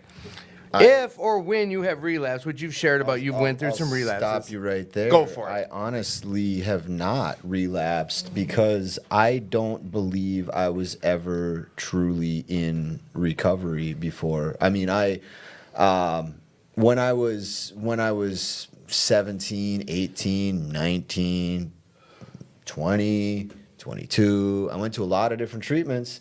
But I was always trying to do it. I was doing it for the wrong reasons. I didn't want to stay clean. I didn't want to be clean. I was doing it to try to avoid trouble. The most meetings I went to was I probably went to. I had two different. I have an AA sponsor and an NA sponsor. I was living in a halfway house. I just got done doing like 160 some days in inpatient treatment. I went to. I mean, I don't know, probably as many meetings a week and a month as I do right now. And I was doing it because I was out on bail awaiting sentencing to go to prison. And I didn't know, I guess, whether I really wanted to quit or not. So I don't look at it as a relapse because I don't think I was ever doing it for the right reasons before. I don't think I ever truly wanted to quit before. In Matt fashion, that was a perfect way of how you cut me off and said, whoa, whoa, whoa, I wasn't relapsed. All right, no. Well, why continue the question when All I right, can't well, truly because I answer can it? pick some other parts out of this question. Go for it. Is okay. All those experiences you had with the times that you didn't want to, or you weren't really there for the right reasons. Did you get anything out of all those visits to all those meetings that you were able to utilize once you did finally make your mind up? Did any of that stick from the previous those seeds that may have been planted that you didn't realize? There you go. I don't think so. Honestly, I mean, I remember the literature. I remember, as I'm reading through the big book or the NA basic text or some of the IPs or whatever, and then hearing, some of the cliches and hearing some of the shares and the feelings, like some of those memories come back. But, no, Not I don't. beneficially. I to your don't thi- recovery. I don't think it's no, it's not. It's just like, oh yeah, I kind of remember that. Like nothing then. There's no feelings attached to Okay. it. That's partly what tells me like You it weren't. wasn't a relapse. Okay. Like I wasn't ready to quit. Like there would have been a lot more feelings attached to that when that memory came up. Okay. If it was actually something that I was trying to do for the right reasons, but because I wasn't, I think that's probably why there's no feeling attached to it. And that makes complete sense. Versus like C was talking about, he went to Hazelton and he really wanted it and he experienced it and Right. had a good run of recovery that sounds like you wanted it. Yeah. Shit, life show, whatever happened. You said you started taking your will back, whatever. But once you got back, you were able to apply. Like that question was, you know what? We were able to apply it to both of you. And I think that's a good, clear difference in Very. why he's able to utilize Yes, his yes. experience from before, and why I don't really think I do. Is it's just like how much are you invested? And it Right. sounds like he was invested, and he really wanted to stay sober. But I don't think I was. No, and I can honestly, like, as the host, I'm to ask questions, but I can identify with you, not with you. People say, "Oh, Tim, you one and done." Ted said people look at it as, "Tim, you did this once and you succeeded." No, it's just because I didn't ever claim to be in recovery before. Right. Back in the past, yeah, there was times I'd tell people, "Yeah, I'm done." Like, no, bullshit. There was times I had to have blue cards signed for legal reasons. I just found a stack of blue cards from 8 years ago, 9 years. It was all bullshit. I mean, blue cards because for yeah, meetings for, or what? yeah, Meeting but attendance? for legal reasons. Right. I never wanted. I mean, and I always share about my recovery was very selfish. I chose to stop when I was ready. Right. But come to find out, that's how it's got to work. In my last year, I used to tell my dope dealers that I was quitting, and then they would cut me off, and then I'd get pissed. Yeah, you're doing it wrong. You just got to tell them eventually. Like I used to say that shit too, but I'd say eventually. And you gotta burn those bridges. put that into context of how bad your addiction has to be for a drug dealer to actually stop selling you drugs. Yeah. Like that's bad for business for them, especially if you're a good customer. Yeah. Right. I just know who you. I can only imagine, but like who you are and how you are, and you're like, all right, I'm done. They're like, all right, we're cutting you off. You're like, fuck you. No, you're not. I need my dope. It wasn't like an immediate reaction. Yeah, Usually I there was kinda- few days in 2 to between. 7 days, depending on how much willpower I had at that time. I don't even think it was ever 7 days. Maybe like I would go 7 days trying to find a new plug, and then when I realized I couldn't, I would go back to my old plug and they'd be like, "No, you told me you were done." And I'd be like, "No, fuck you. I'm not. I was lying. I was lying to you. Well, how can I trust you then?" The story. And then they just sell you I one just anyway, remember right? a story you told me. Were you living with that guy? Yeah, And he had to point out to you that, like, look, you told me you were done. I supported you when you told him he was a Yeah. bad friend or whatever. Oh no! Well, so to elaborate to tell that story a little bit more is so I had told him I was quitting at the end of August, and I obviously continued to use, and then sometime in November. We were getting high in his shop, and I was like, "Man, I got to move out of here. You're a bad influence on me." And he's like, "Motherfucker, do you realize I haven't sold you any dope? I haven't given you any dope. I haven't even done my dope in front of you until you started doing your dope in front of me in my house. So then I was like, fuck it, I'm going to do it. But I haven't given you anything or sold you anything in the last like 3 months. He's like, I'm not the problem. You're the fucking problem. And I was like, hey, some real words. yeah. And that was like, Moment of clarity. You told like me. to what Matt was talking about, like sometimes, yeah, like people will be real and honest and actually show you some form of love in addiction, in the crime life or drug life or whatever, and it's weird, like to look at that in hindsight, you know. But anyways, Yeah, I heard that. All right. Well, gear. Oh, you got have another some. que- I have a question for Matt. Shoot. So up? it's interesting to hear, like, what made you choose to work an AA program as opposed to a different fellowship when, you know, I know you shared about your drinking and stuff, but it sounds like your first problems, like the bigger problems were with other things besides alcohol. Right. So how did you find more? Would you compare it to how I say, like, I feel more comfortable at Narcotics Anonymous, I identify more? Do you feel the same way about Alcoholics Anonymous? Yeah, I mean it doesn't really matter to me. You know what I mean? Right. It's the same. I look at it just the same. You know what I mean? Maybe some of the people are a little different. I guess I don't know, man. It's saving my life, so I don't really care. Right. You know. But you, know go what I to mean? a non-AA meeting. Oh every yeah, week. my home group is CMA, Which Okay. is Where's that? Crystal Where and Meth. when's that? Crystal Meth Anonymous. Where and when is that? Huh? Oh, that's every Tuesdays at 7 at 2218. I heard some really cool guy gives out clean time on the last Tuesdays. Yeah, I think his Don't name's. break your arm, jerking your. Well, I'm trying to get someone else to do that. But you know what? That goes to show, like, For a year. 2218. We talk about Narcotics Anonymous, guys, Crystal Meth Anonymous, we Alcoholics Anonymous. This place does tons for recovery, and Tad's big part in this club opening its Yeah. doors to all these different facets of recovery. Like, they're trying to get this club to grow. We talked about it, big parts about this at the earlier few shows we had. That's the biggest goal that now Tad's on the board. This club is really trying to kind of, I don't know, get into the future, or they just want everyone to feel welcome when they come, and I think they're making huge strides at it. So the question I had for you, Matt, Yeah. and you talk how comfortably you want to about this, because I know when it comes to family, people will share what they want, but I know, like, with kids and with mom, dad, like, family's a big part in your life.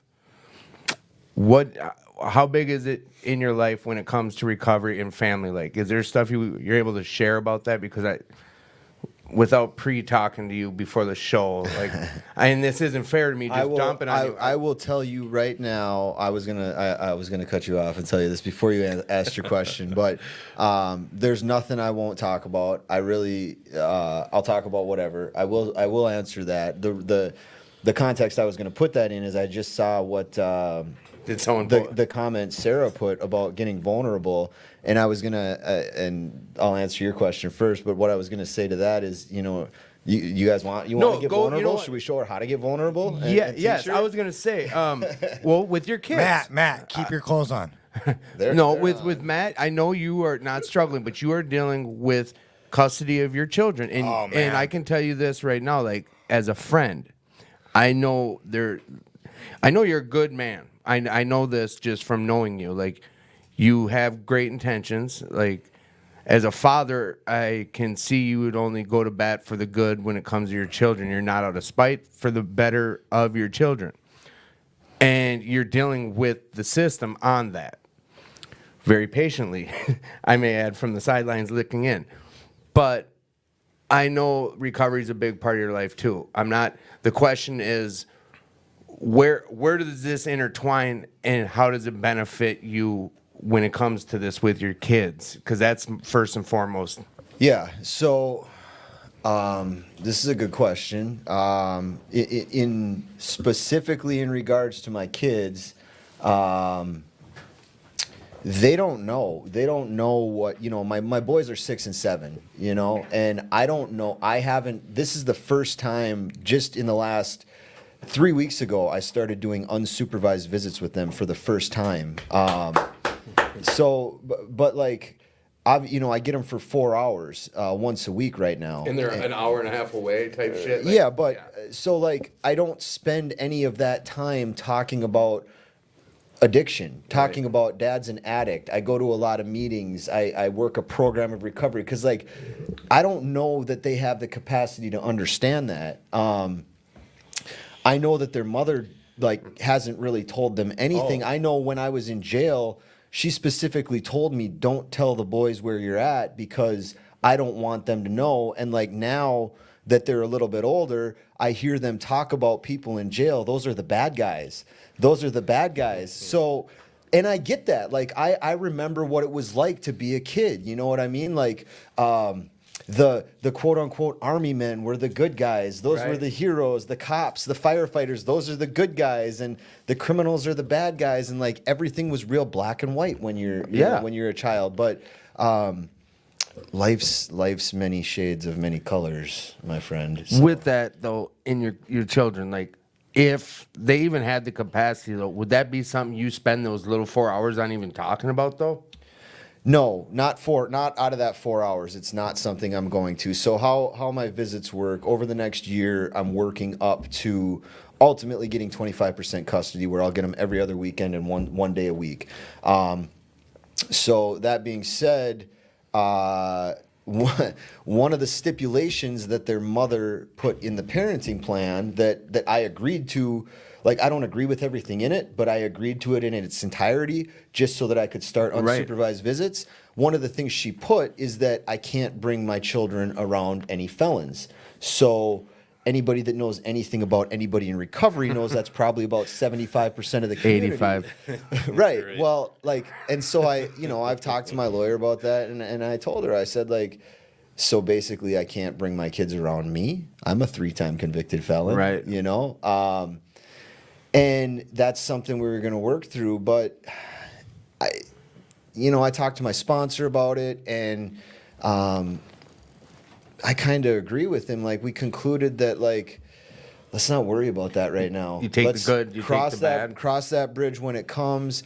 At the end of the day, basically what my sponsor says was like, take what you've got right now, keep building that relationship, and then when the time comes, when you have more time with them, just talk to their mother and be like, hey, I want to take them to Pig or Right. Minac or Gopher State, or like if she knows which she doesn't really know anything about it, but if she like takes any time to figure out like what exactly this is, it's a bunch of people in recovery that are having fun and like recovering together. So I'll cross that bridge when I get there. I've been going back and forth with my lawyer about it, which cost me $275 an hour to email back and forth with her. Email. Which, kills me, but whatever. It is what it is. That's the That's the beds that's been made. Yeah. Kind of. So with I know that like tomorrow you're taking them fishing, like you're doing dad type shit, and I'm trying. You taught me something over this past. I'd say I got it from you in the last 6 months. It's like when I ask someone a question, first ask myself, or you know what, not even a question. Anything that I interact with someone, I could always bring this question to myself: what's my motive behind it? Like that's a strong thing to ask yourself before I go and ask someone a question or I act. Before I do something, ask yourself, like, what's the motive behind doing this? What's the motive behind asking you this question? And I want to convey a question or a statement about you and your situation, but the motive behind me asking it's kind of jaded because I've had long conversations with you about, your mom, your family, us as a people. I'm trying to word that one good. Us as being Jews. I love my mother, but I don't always get along with her. And we're talking vulnerability there, Sarah. So, but Oh, that's surface level vulnerability. Yeah. I can get way deeper than that. but I mean, like I don't want to sound like just every other guy who's talking about someone in a custody battle. But like I see you, I believe your baby's mom, your boy's mother. And this is me saying this, not you, but from what I see, and I know you as a person, maybe behind closed doors with her, you're a complete asshole. I highly doubt that. Let's get to the point. I like just hearing my voice sometimes. It's a beautiful voice. No, not really.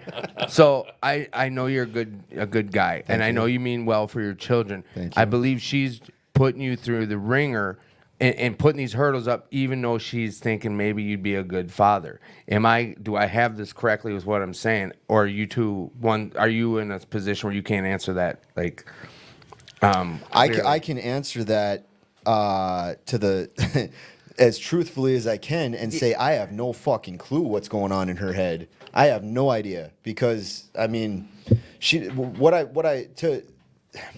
doesn't know me. She doesn't know me. That's what I guess I want to say. Does she see what you do?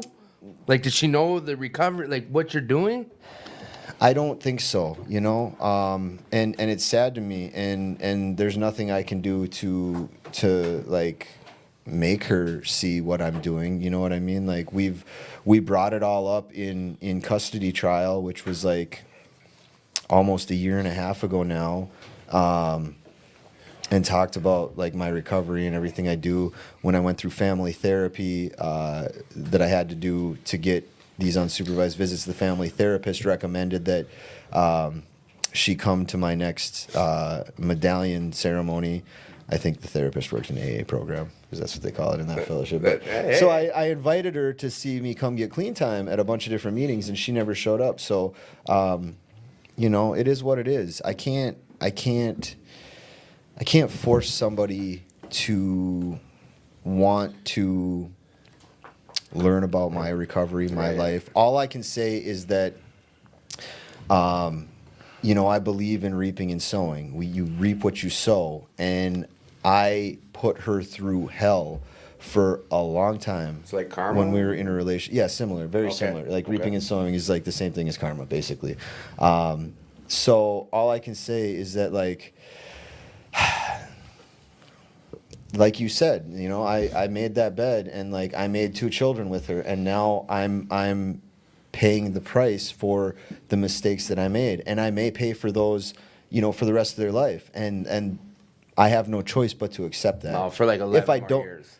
well, Then they're old enough to true. make their decisions and see the guy you are. Well, hopefully they can make their decision in less than 11 years. Well, you know what I mean. So, But there's weddings, there's other stuff. Yeah. And you know. oh, Matt, you're married. You know what? Thank you. And I know I tiptoed around a million miles to get to that single easy question, and you point that out. I love that about you, Matt. Matt was like, get where you're going. But you know what, Matt? What was your motive behind? No, all right. So this question is, you know what? To How keep do you things get moving, vulnerable? Tim. How do you get vulnerable? See, how is that? Explain that process. Like when you have to have those type of conversations with people that are hard, and you got to get vulnerable. How does that work? Man, you know, hard conversations are hard. I tell you what. You know what I mean? A hard conversation's hard, huh?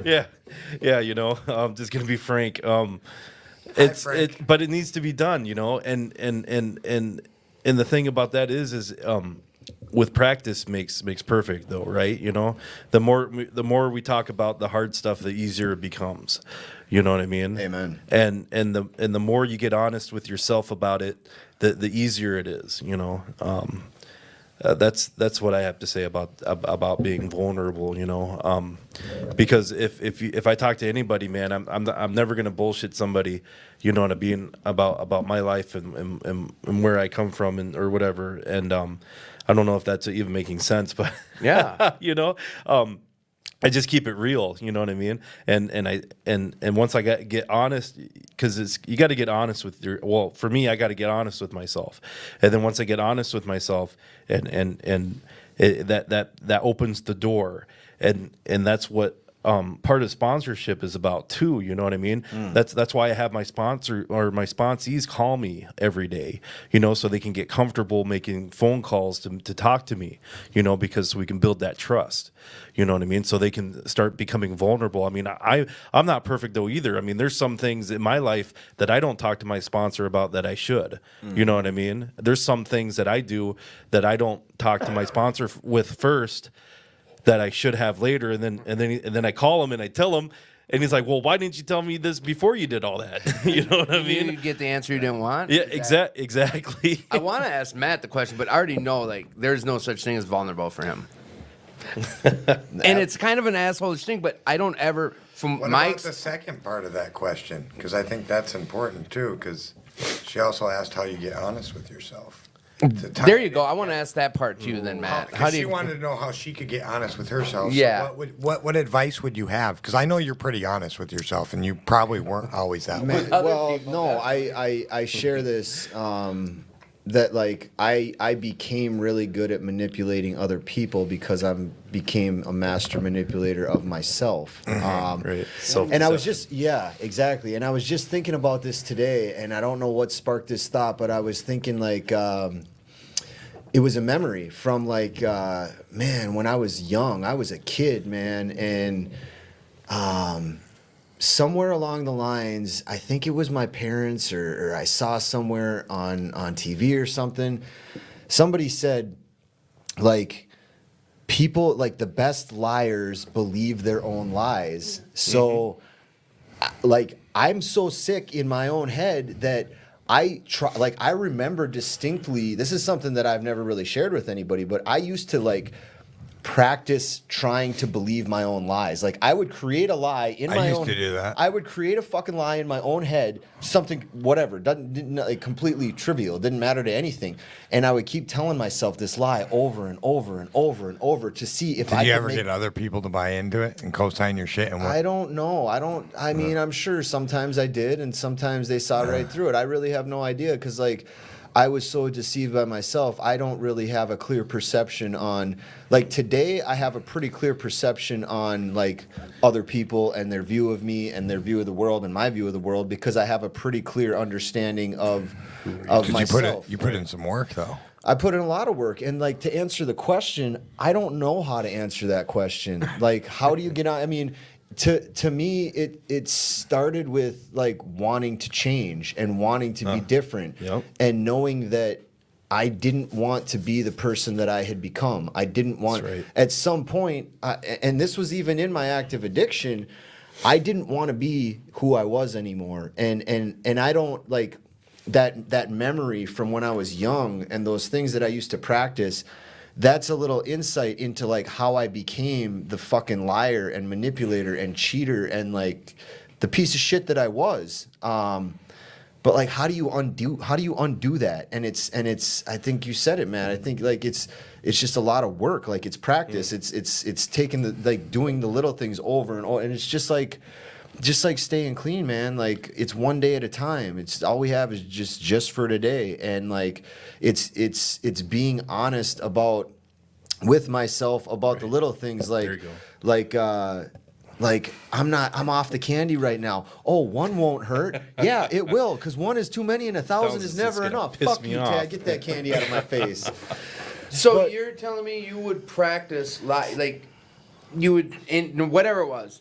This water is not clear. This water is not clear, man. That's This a water. shit like that. Exactly like that. Yep. And you'd practice at it. And I would try to make myself believe the lie because I realized, like, I believed whoever told me that, wherever I heard that, it had so much weight to me, and I like that if you believed it, I thought that like being able to lie to people was the way to do whatever I wanted and be whoever I wanted, and like, and if I could believe my own lies, Yeah. then I could make everybody else believe my lies too. Right.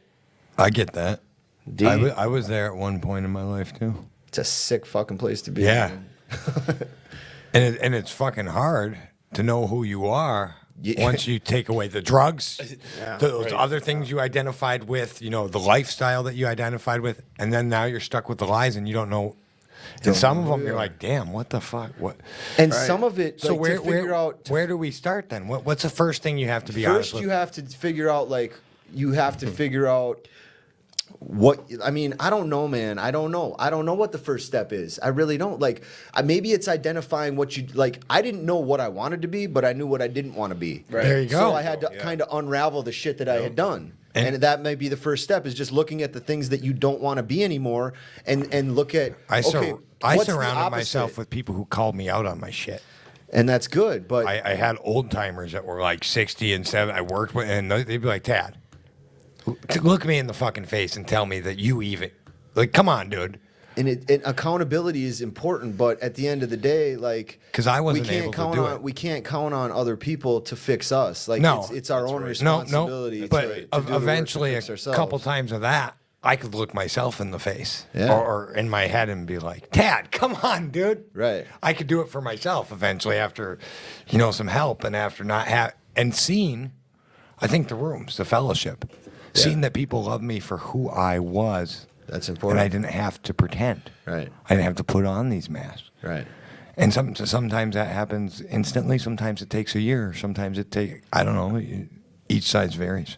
Yeah. So talking about like just lying, as simple as lying. I know briefly, like early recovery for me, it was a big deal for me and I did it a lot in the first few months. Is I would say a white lie, but then correct myself right away. Yeah. And I'd say it out loud to people, like I don't even fucking know I just told you that, but that's a lie. Like a lot with my sponsor. I'm pretty sure I've done that within the last year. Well, Like you're still like you like I don't know. For me, it was so everything became a lie that it was so second nature, whether I believed it or not. That when recovery came about, I was still it's a habit. It was a habit for me that I was still just lying a lot, and I would correct myself. And then every now and again, I still want to go to an easy lie instead of a long explanation. right.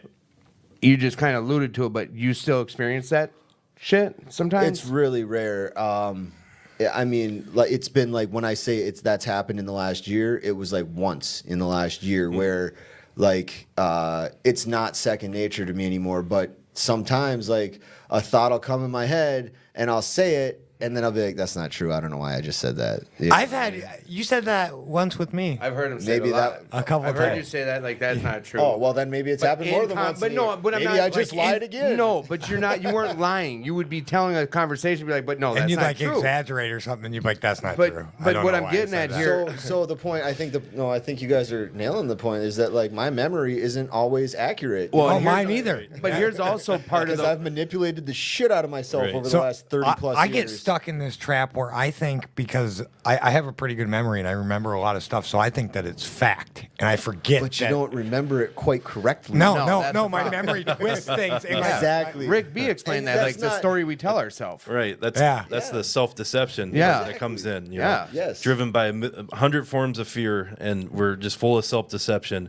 That's why we have each other using each other as soundboards to That's where I was gonna go with you right now. Is but these fellowships talk about the people around us see the change before we do. I'm here to tell you, like telling the truth and calling yourself on our lies is getting honest with yourself. So you have been getting like there you go. You went from always lying to now like maybe once in the last year. Okay, maybe you did more, but you don't remember. But you don't lie like you did before. So you've gotten honest. And more times than not, you catch yourself Yeah, and call like- your own self. like out. Dad's getting honest. No, not more. Like every time. Every- I Yeah, know. but that's getting honest with yourself. because that doesn't feel right. It's like Yeah. I know when it's going against because it who I am. compromises your values now. Yeah, absolutely. Yeah, That's fucking hella progress. yeah. It's a complete and that's I Complete think change of character. exactly and to get to that point, I didn't start off saying I want to be a man of integrity. I want my word, and you know what I mean. Like I want everything that comes out of my mouth to be the truth and be honest, and I want to show people who I truly am. It started with, I don't want to be like this anymore. Right. And I just don't want to lie anymore. Like, Right. Zach said it to me 2 weeks ago. He's like, "Do you remember when all we wanted to be was just happy?" Talk about in our active use, like, and it hit me hard. Like, yeah, dude, for a long time I just wanted to be happy. And in our active use, like that wasn't at the end. It just wasn't. That wasn't even a issue. Like I wasn't gonna be. So, like, what does it look like for you today, Matt? what does what look like? Happiness. What does that look like for you today? Spending time with my boys. That easy. I mean, that's pretty. That's what happy. I mean, I'm happy when I'm spending time with them. It doesn't matter what we're doing. I'm happier when it's when we're out fishing than when I'm spending like $150 at a fucking arcade. But And they're in front of a screen. So what is it? Is this? What does this look like for you? Knowing you are part of something like starting a book study for a group of guys to take them through a book. Is that bring you happiness or joy, or do you look at that as work? Honest. We're getting honest with ourselves. Vulnerable. I don't think. I mean, I enjoy it, and it wasn't me that started it. I'm just part of it. I enjoy it. I would say I'm content when I'm there. I mean, yeah, I'm happy. Like, but I don't know, man. Like, it's not work. No, I mean, it is. It is work. Like to. No, it's not. It's okay, not. then let's say church. When you're able to go to church, like let's say we're down at Serenity, we get there on a Sunday or even a Tuesday recovery. Are you talking about Serenity Village in just Crystal? Serenity Village in Crystal off of Douglas and what 4100 Douglas Drive. 4100 Douglas Drive. Come down and see Pastor Jeff and get your spirituality cup filled. So, what do we got? A question? No. Oh, we got time running on us? No, Ooh. no. So, you know no, what? I was flicking my work off because they just text me now. Oh. They just text me 20 minutes now. Like, Thank you for clarifying that, because neither one of us had any idea why you were pointing right there. No, I was flicking off my work. No, I don't look at going to church as work. To me, that's praise and worship and learning. Sometimes, you know, the questions that Pastor Jeff or Pastor Danny or Pastor Scott ask there, those are work, because then I have to look deep inside myself and do some work, because it's not your typical church. You know what I mean? It's not just, hey, come in, we're gonna read scripture for half an hour, we're gonna sing songs for 15 minutes, and we're gonna go. They come from a similar background as us. Yeah, Pastor Jeff Hill is you know, he's in recovery. You know, and Pastor Scott is as well, and Pastor Danny is not, but he understands it. You know, And they have like a recovery thing on Tuesdays or something. Yes, do, yeah. Tuesday, every Tuesday. Yep, yeah. And I It's a think great they're place. back. I don't even think you have to sign up online anymore. You can show up. I better check my facts before I say that. I should check my facts and get honest before I say that. But yeah, we can. Correcting yourself, Tim. When you have a thought, urge, when you have a thought, comma, an urge, or case of the efforts, what action do you do to get out of that dark place? Besides meetings or calling a sponsor. See? Oh, I'm sorry. What was the The question was, when you have these urges, My bad. if you have urges, or you get a case of the fuckets, Oh yeah. what do you do? Instead, like if you can't get a hold of a sponsor or get to a meeting, what do you do? Like of the tools, what do you do? Oh, okay. Yeah, that's a good one. I like that question. What I do when I get the urges or get the fuckets, when I get in my own head, I like to reach out. I like to be of service. You know what I mean? I like to reach out to a guy in my sober house and ask them if they need anything from the store to get outside of myself. You know, that's one thing that I do. Another thing is I should call my sponsor though, right? I do. I call my sponsor. You know, I also call my sponsees. You know, I call them. Hey man, how you doing? You know, I call them. I get a hold of them too. Because it's a two-way street. Yeah, exactly. That's right. It's absolutely right. So I like to do that. You know, and that helps me get outside my head and not get the case, because I don't really get the urges like I used to anymore, because I've been Right. so clean for so long, doing this recovery thing for a while now, and I'm actually really doing the recovery thing now, and I couldn't be any more happier. You know what I mean? Right. Life is good. You know, it's not a drag. But yeah. Yeah, I mean, for me to answer that question, I agree that in terms of my recovery, like I don't have the urge to go out and use. I don't think about saying, you know, fuck NA, fuck AA, fuck recovery. Like I don't get those efforts. The efforts I get are like, fuck life. I'm done with this. It's all like, fuck it. When that happens, I do something productive, you know, something I enjoy and feel good. Like I go to the gym. That's my go-to. It's my two go-tos are meetings and the gym, and that's where I find the most peace is there. And if it's not there, I'll go for a bike ride. I'll clean my apartment. I'll clean my vehicle.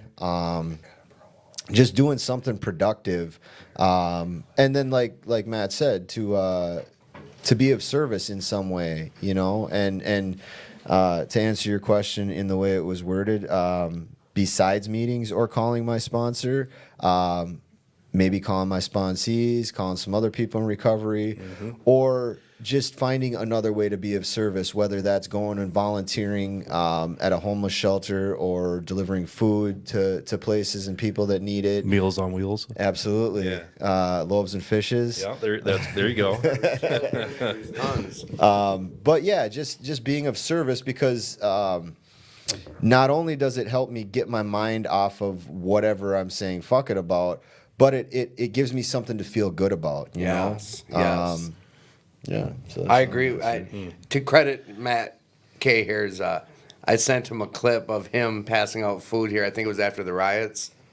Oh, you did? I don't even remember Yeah, that. it wasn't too long ago. You're like, where'd you get that? I got off some weird video. I don't know, but Matt, you were a big part in that. After the riots, you were down there handing out food off Penn or off of Broadway, and you did a lot of that type of stuff with a lot of the different recovery areas. With KG Wilson. With KG Wilson. So we're getting to be about that time of wrapping the show up and Wrap it cutting up. some promos. So let me cut this first promo about the Gratitude Cafe. I should have brought it up earlier. Jane, we have this thing every Friday night here for $5. Like, What'd you have tonight? I wasn't here for it. I didn't get to make it up here in time. I had to work. So, Hungry too. but I can tell you what. You're getting a $5 plate of food, and it's like, forget about it. It's about the most food you will ever get for $5, and it's homemade. It's that easy. You can't beat it. Just come get it while you can, while it's still here and available, and while we're still doing it. Get it while it's hot. It's excellent. Don't forget that the 3rd annual Ride for Recovery is coming up. That is on June 26th this year. And at 8 to 8:30, it's a pancake breakfast and registration. And 10 a.m. kickstands up. That's at St. Paul Harley. 1:30 is when the festival kicks off here at 2218. There's like a barbecue at 5 o'clock. There's a band, what was it? Few Factor or Zoo Factor? Zoo Factor. Zoo Factor. Zoo Factor. That's who it is. They're yeah. going to be on the show 2 weeks before the Ride for Yes. Recovery. We The got whole some- band. yeah, we got some big things with cracking Dan, off. with Dan. Danny J? Yeah. And then Medallion meeting. There's all sorts of things coming on with the Ride for Recovery that's going to happen. Silent auction, all sorts of stuff. It's going to be awesome. Them are things, dude. Let me tell you something. This rap battle's going to crack off. dude, we got to film next. We don't have a guest next week, I'm betting. We don't, huh? Yeah, because it was that guy that, Oh, yeah, that didn't want to do the show before, and then he went back out there. So that's what recovery is. It happens. So if you want to be a guest, This will be the first time we're offering this. yes, we've never done this before. If you want to be a guest, contact Timmy J on Facebook, and Timmy J is gonna do it. He gave his number out too, so if he gave his number, All right, I'll take text care him. of filling it. I got it covered like a rubber. So, all right, so check it out. That is next week. We're not going to be advertising guests because I'll be getting them filled in. Here's the other thing. 2218. They're the one who's make everything possible for us. I love this place. I love it. They help me get my Oldest. recovery. The oldest Alano in the world. The world, dog. Continuous running Alano in the world. See, there's all these. You know what? This Because place. there were older ones, but they stopped, or they went started. away, or like they moved, Like, they yeah. moved, or they quit for a while. You know, Let me tell you something. They were open during COVID, and for me, I'm gonna tell you, I'm forever grateful for that one simple reason. They kept meetings here to keep me alive, because that's what I need. You know what? I love y'all, Matt and Matt. I love y'all. Love you too. What we're gonna do Yes, now Tim, is talk thanks. about some gratitude. Want to turn on that mic over there? First thing I want to find out from our producer tonight is what you're grateful for, Elena. This thing doesn't work. Well, come on down. What am I grateful for? Yeah, I don't know if that's working. You said I'm not hearing you on our. Can you hear me? Nope. is it? Yes! Come here. Come on. Get on down. Come on down, come on down. Oh yeah. If she's in the studio, she's gonna say what she's grateful for. What she's grateful for. So first up, we've got Elena. What you grateful for? I'm grateful for. I'm going fishing tomorrow. Yeah. And I'm going to send all the big pictures of fish to Tim. Yeah. Are you gonna catch bigger fish than Tim does? Yes. Okay. Sure. All right, thank you for that. So we also have a special guest in the studio, Christina. No, just Christine, what are you grateful for this week? Come tell us. I'm super grateful to be over 2 years sober and finally at 33 have my own place. I just talked to the girls back at the sober house and the drama is ripping. I am so thankful to be out there. It is so nice. Don't miss that. Shit. Big Matt. What are you grateful for? They're both big men. I know. I want to see who answered right? that. Awkward silence again. Big Matt. Go ahead. Go ahead, Matt. Oh, he got you. All right. I am grateful for. Don't think too hard now. Yeah, I'm grateful for the fellowships of Alcoholics Anonymous and Narcotics Anonymous. Cool. Yeah. Oh, Little I guess Matt. I'm just That's my kidding. turn now, Yeah. right? Other big Matt. Other big guy. What am I grateful for this week, or just in general? Yeah, well, I'm grateful that I'm alive and I have a choice to use or not. You know, because back when I was using, I didn't have that choice. You know, it was just all or death. You know, I guess if that makes sense. 100%. So yeah, so I'm just grateful to be alive. You know, I'm grateful for the program and They're salt that's, rocks, That's all I Matt. got. Well, thank you. So, with that said, Tad, what are you grateful for tonight, this last week in life? What are you grateful for? I'm grateful for the fellowship, my family, friends, that I have a job, my cat. Like the list could go on. I'm grateful that I have the clairvoyance to be able to do things. Right. And if I'm not able to see the aftermath or play the tape through, I have people I can call on, and I do that. Mm-hmm. I do. Yeah, I do. You guys in this room know that because I call you guys. You're two of the guys I call and ask. Like, I'm grateful that I'm able to do that. Like, hey, stop me if I'm being a dumbass. and you know, there's been situations like in the last week or two where I've had to where I've wanted to do the right thing, but I didn't know if, like, you know, my morals, my job, and my values, I didn't know what to do, and I've had to, and I'm grateful I have that today. it's awesome. Mr. Warren, Yo. what are you grateful for? Yo. Besides family, besides having a mother and father who go to bat for me and show me right from wrong since day one, besides that, I'm grateful for, we'll go with growth, like making mistakes, learning, being patient. And you know what? Checking the story I tell myself. Like, we had a guest on quite a while ago, and he shared a lot about we react to the story we're telling ourselves. Like, he said something to the effect of everyone's anger is validated by the story they're telling themselves. Whether I believe what he said, I can tell you I'm grateful that, like, I'm really trying to fact check the stories I tell myself for the emotions I end up having over whatever instance is happening. So I'm grateful for that. Go ahead, Matt. Would you say that would be a form of self-deception, Matt? Correct. Thank you. With the story you tell yourself? As long as you have all the facts right, it's the story you tell yourself. Half measures availed us nothing, boys. So, you know what time Apparently, this that's is? the story you're telling yourself, Tim. Gummies. Taddy with the gummies. So, Tad, we'll talk about next week one more time. There are no guests, so if you want to be a guest, reach out to me personally. I'm going to put my number up again. And there's a few people I'll be reaching out to. I got to reach out to the following week. Sean, good looking. Thanks for checking in. Again, Christy, thanks for checking in this week and providing some questions. Sarah, Bridget, Jess, we got tons. You know, and if we didn't get to your say, we're grateful you checked in or shout outs. Yeah, absolutely. Before we get into buzzer beaters, I want to flash forward something we've never done before, too, to some shows, just to give you some context. On the 18th, we're going to have Danny J and Zoo Factor, the band. Whoop, whoop. They're going to be on the show. And then on the 25th, we're going to be live in the auditorium. There's an event going on, a karaoke. I don't want to say what it is. Can you pull it up on It's Facebook? a pride, but isn't It's it a pride karaoke. Yes. I don't want to call it the wrong thing.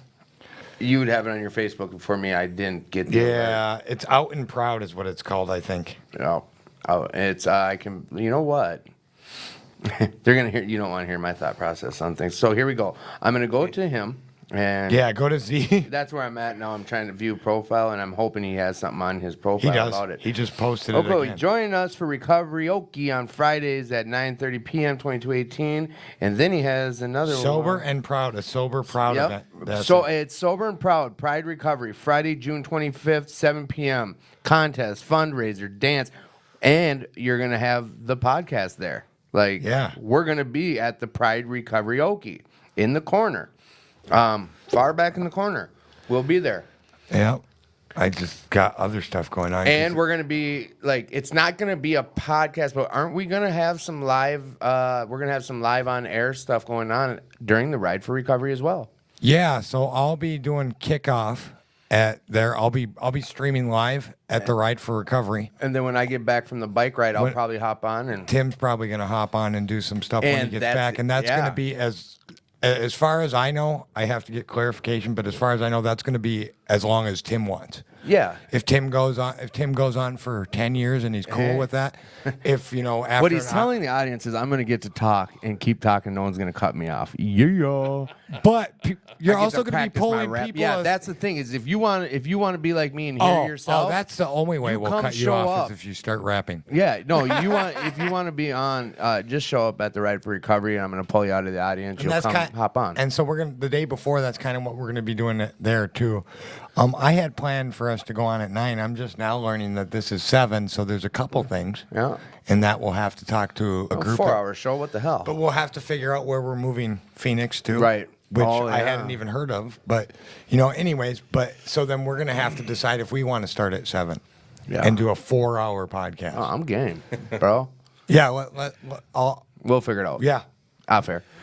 All right. So, and we'll keep you posted on that. As we know more, you'll Like know a more. 3M Post-it note. All right, ready? For I'm buzzer ready. beaters, Buzz. this week buzzer beater is a double buzzer beater. Bum bum bum. Dun. Back to back. Yeah, that was the way to do Yeah. it. Dun dun dun. Okay, and this is in honor of Matt C. Oh. Oh, okay. Oh. I would do an anime question, but because none of us are all skilled in anime, it's just going to be cartoon. Yeah. So, what is your favorite cartoon growing up as a kid and currently? So that's the two questions. Okay. And we're going to go with Matt C first.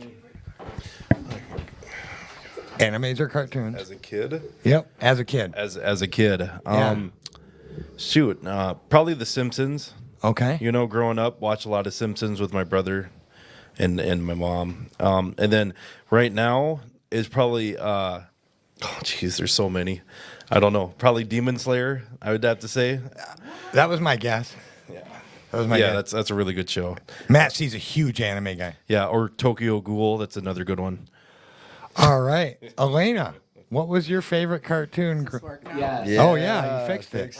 Any cartoon? Yeah, Growing up, any cartoon, and then nowadays. Pinky in the Brain. Oh, Okay. there you go. That's good. good And I one. am still a big time Tom and Jerry fan. I watch it all the time. What did you think about the new movie? I haven't seen it. Oh, okay. Well, then, Big Tom and Jerry fan. She really. I don't watch movies in the movie theater, but Well, I did it- just get HBO Max, so now I get to watch whatever I want. yeah, I think it might still be on there. Not sure. Christine, Oh, what was your favorite cartoon growing up, and what is your favorite cartoon right now? Growing up probably had to be. I don't know. Just Who are those two little like rat people? Pinky in the Brain. Nope. They weren't actually rats, but they were like hedgehogs or something. Sonic and Tails? No. Angry Ooh, that was Beavers? good. Yes. Angry Beavers. That dog and AR and Man knows his cartoons. all the good stuff. Nowadays, shoot, I don't even. I don't do know. we even watch? You like? Oh yeah, she watched cartoons all the time with me. Yeah. So she just accompanies you while you watch Yeah. cartoons. She got really into Constantine. There you, oh, that you know what? Yeah. She really liked the cartoon Constantine. That's the most I've ever seen her pay attention to any cartoon. That or Star Wars Rebels. Yeah, that's good. So those are her answers. Mr. K. As a kid, probably Ren and Stimpy. Oh, hell yeah. As an adult, either South Park or Rick and I'd say Rick and Morty, but there's only 4 seasons of it. So Next it's one's just- coming out in about 5 days. Oh, so Rick and Morty, definitely Rick and Morty. Oh, yeah. There you go. I almost forgot about that. Bro, you can come to me for Rick and Morty. I'm No, so, we- Ted, I what gotta was set your the favorite DVR. cartoon growing up and you now send me a current? I will. Reminder to Yes. set the DVR at the house for Rick and Morty? Okay, cool. So growing up, what was your favorite cartoon and what is it now? Growing up, I'm probably going to say Batman, the animated series. Yeah, yeah. And now I'm going to say no, just kidding. Damn, I like a lot of cartoons, and it's a tie between Rick and Morty, which is currently, and I love South Park. Special shout out to South Park. But it's a tie between Rick and Morty and Solar Opposites. And I didn't like Solar Opposites the first time. Matt actually took me through Yeah. it. Yep. And I didn't like it until I watched it with Christine. And now watching it back, I think Solar Opposites just as good as Rick and Morty. Hey. I have to look into this. It's Yeah, made dude, by the it's- same people. You got to do a South good. Park. It's on shout Hulu. out. It's on Hulu. They got 2 seasons. Check it out. It's different. Like I didn't like it the first time because I went into it wanting Rick and Morty. Is it Dan Harmon or Yep. something? Yeah, Yep, Dan Herman. Yeah, so I watched it the too. first time wanting. I like almost everything that guy makes. And Matt had to point Community. out to me that Yeah, I it's a good watched show. it. Do you remember that? You had to point out to me that I was not enjoying the show because I was watching it, wanting Rick and Yeah, Morty. you can't and do it- that. And It's it a was, whole new ball game. Yeah. Oh, yeah. He's seen like the distaste, and he's like, "You're wanting Rick and Morty, Tad, and this is disdain not and- Rick and Morty. Like you got to just enjoy the show." And then I was able to do that, and now it's one of my favorites. Yeah, it's pretty good. Yeah. I'm Corvo. As a house manager.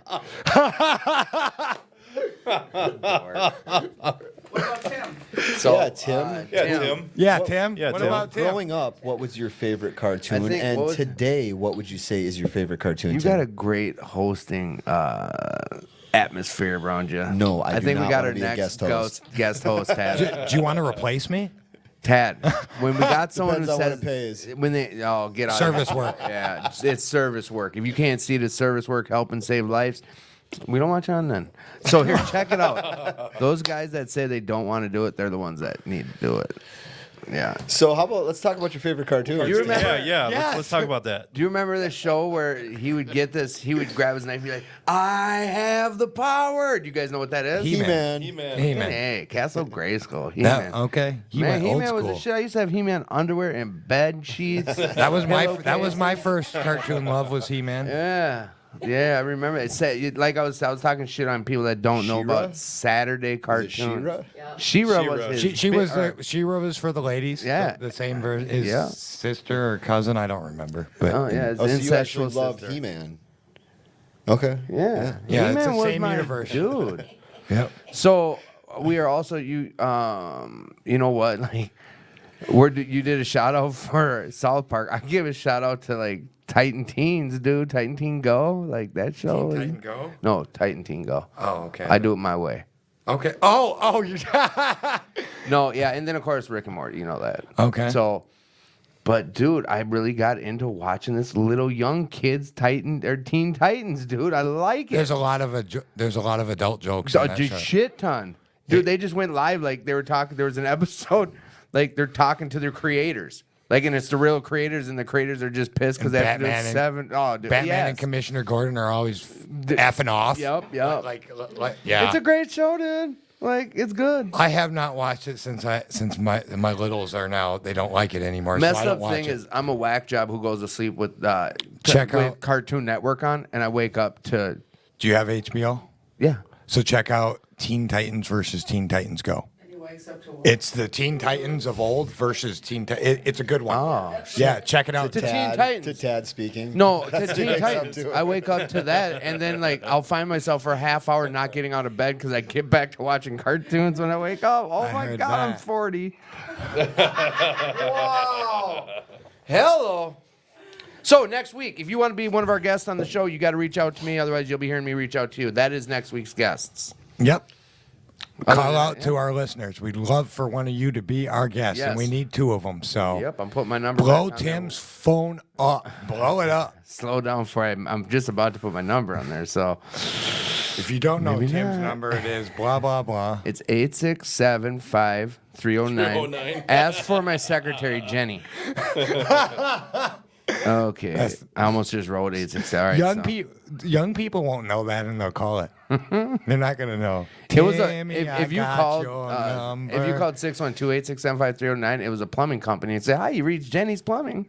It's That's- a real company. I'm just giving them and then free they advertising. sold that number. Too. Yeah, I don't know. It was on the news like a while ago. But anyways, Johnny Bravo, Archer. We got a lot of people checked in with these answers. The ramble OG off. Looney Tunes, Speedy Gonzalez, Ren and Stimpy. Oh wow, good. See, I think I'm on a different feed here too. So keep listening, Muff. Pepe Le Pew. I'm on the other one, so I don't know if people did on your feed or not. I'm going. I'm checking it out. Archer is the shit though. That is a Yeah, good I one. got this. I got the same ones Archer's that you're good. doing. Cat dog.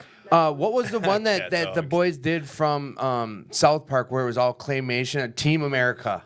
Oh yeah. Oh, yeah. dude. World That- Police? Yeah. Yeah. Team America World Police. Yeah, that was a That movie, but first that was set, good. like when it first cracked off, and he's like, when you knew it was dirty, like it was dirty.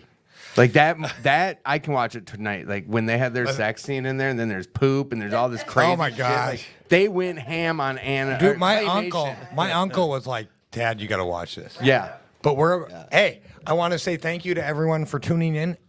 We love you. You're beautiful. And check this out. If you or anyone is struggling with addiction and need help, feel free to contact me at Tad Ackerman on Facebook or Tad Ackerman 1 or contact. Timothy J. Warren on Facebook, or call me on my phone number. I just put it in the link. The Minneapolis Eleanor Society. Correct. On Facebook On or at Facebook. Minneapolis. I don't remember the Cat email. dog. But you can also call them and they're in the registry or call Intergroup. Catch Yes. me at a meeting. How about that? Or you can catch me Matt at a meeting. How about that? I happen to know that Matt C is up here on Tuesdays, like he said previously. 7. I know. Yeah, Matt 7? K's up here at 6:30 on Saturdays, guaranteed on that. And this Saturday, Matt Key will be speaking. tomorrow Tomorrow. night at 8. Do not Show miss up. it. Yeah, don't miss it. It's going Come to be a great support. show. Bring banners saying you heard about this guy. Embarrass him. Bring him flowers. It's going to be lovely. He welcomes it. Please try. Try it. I'm sad I got to work.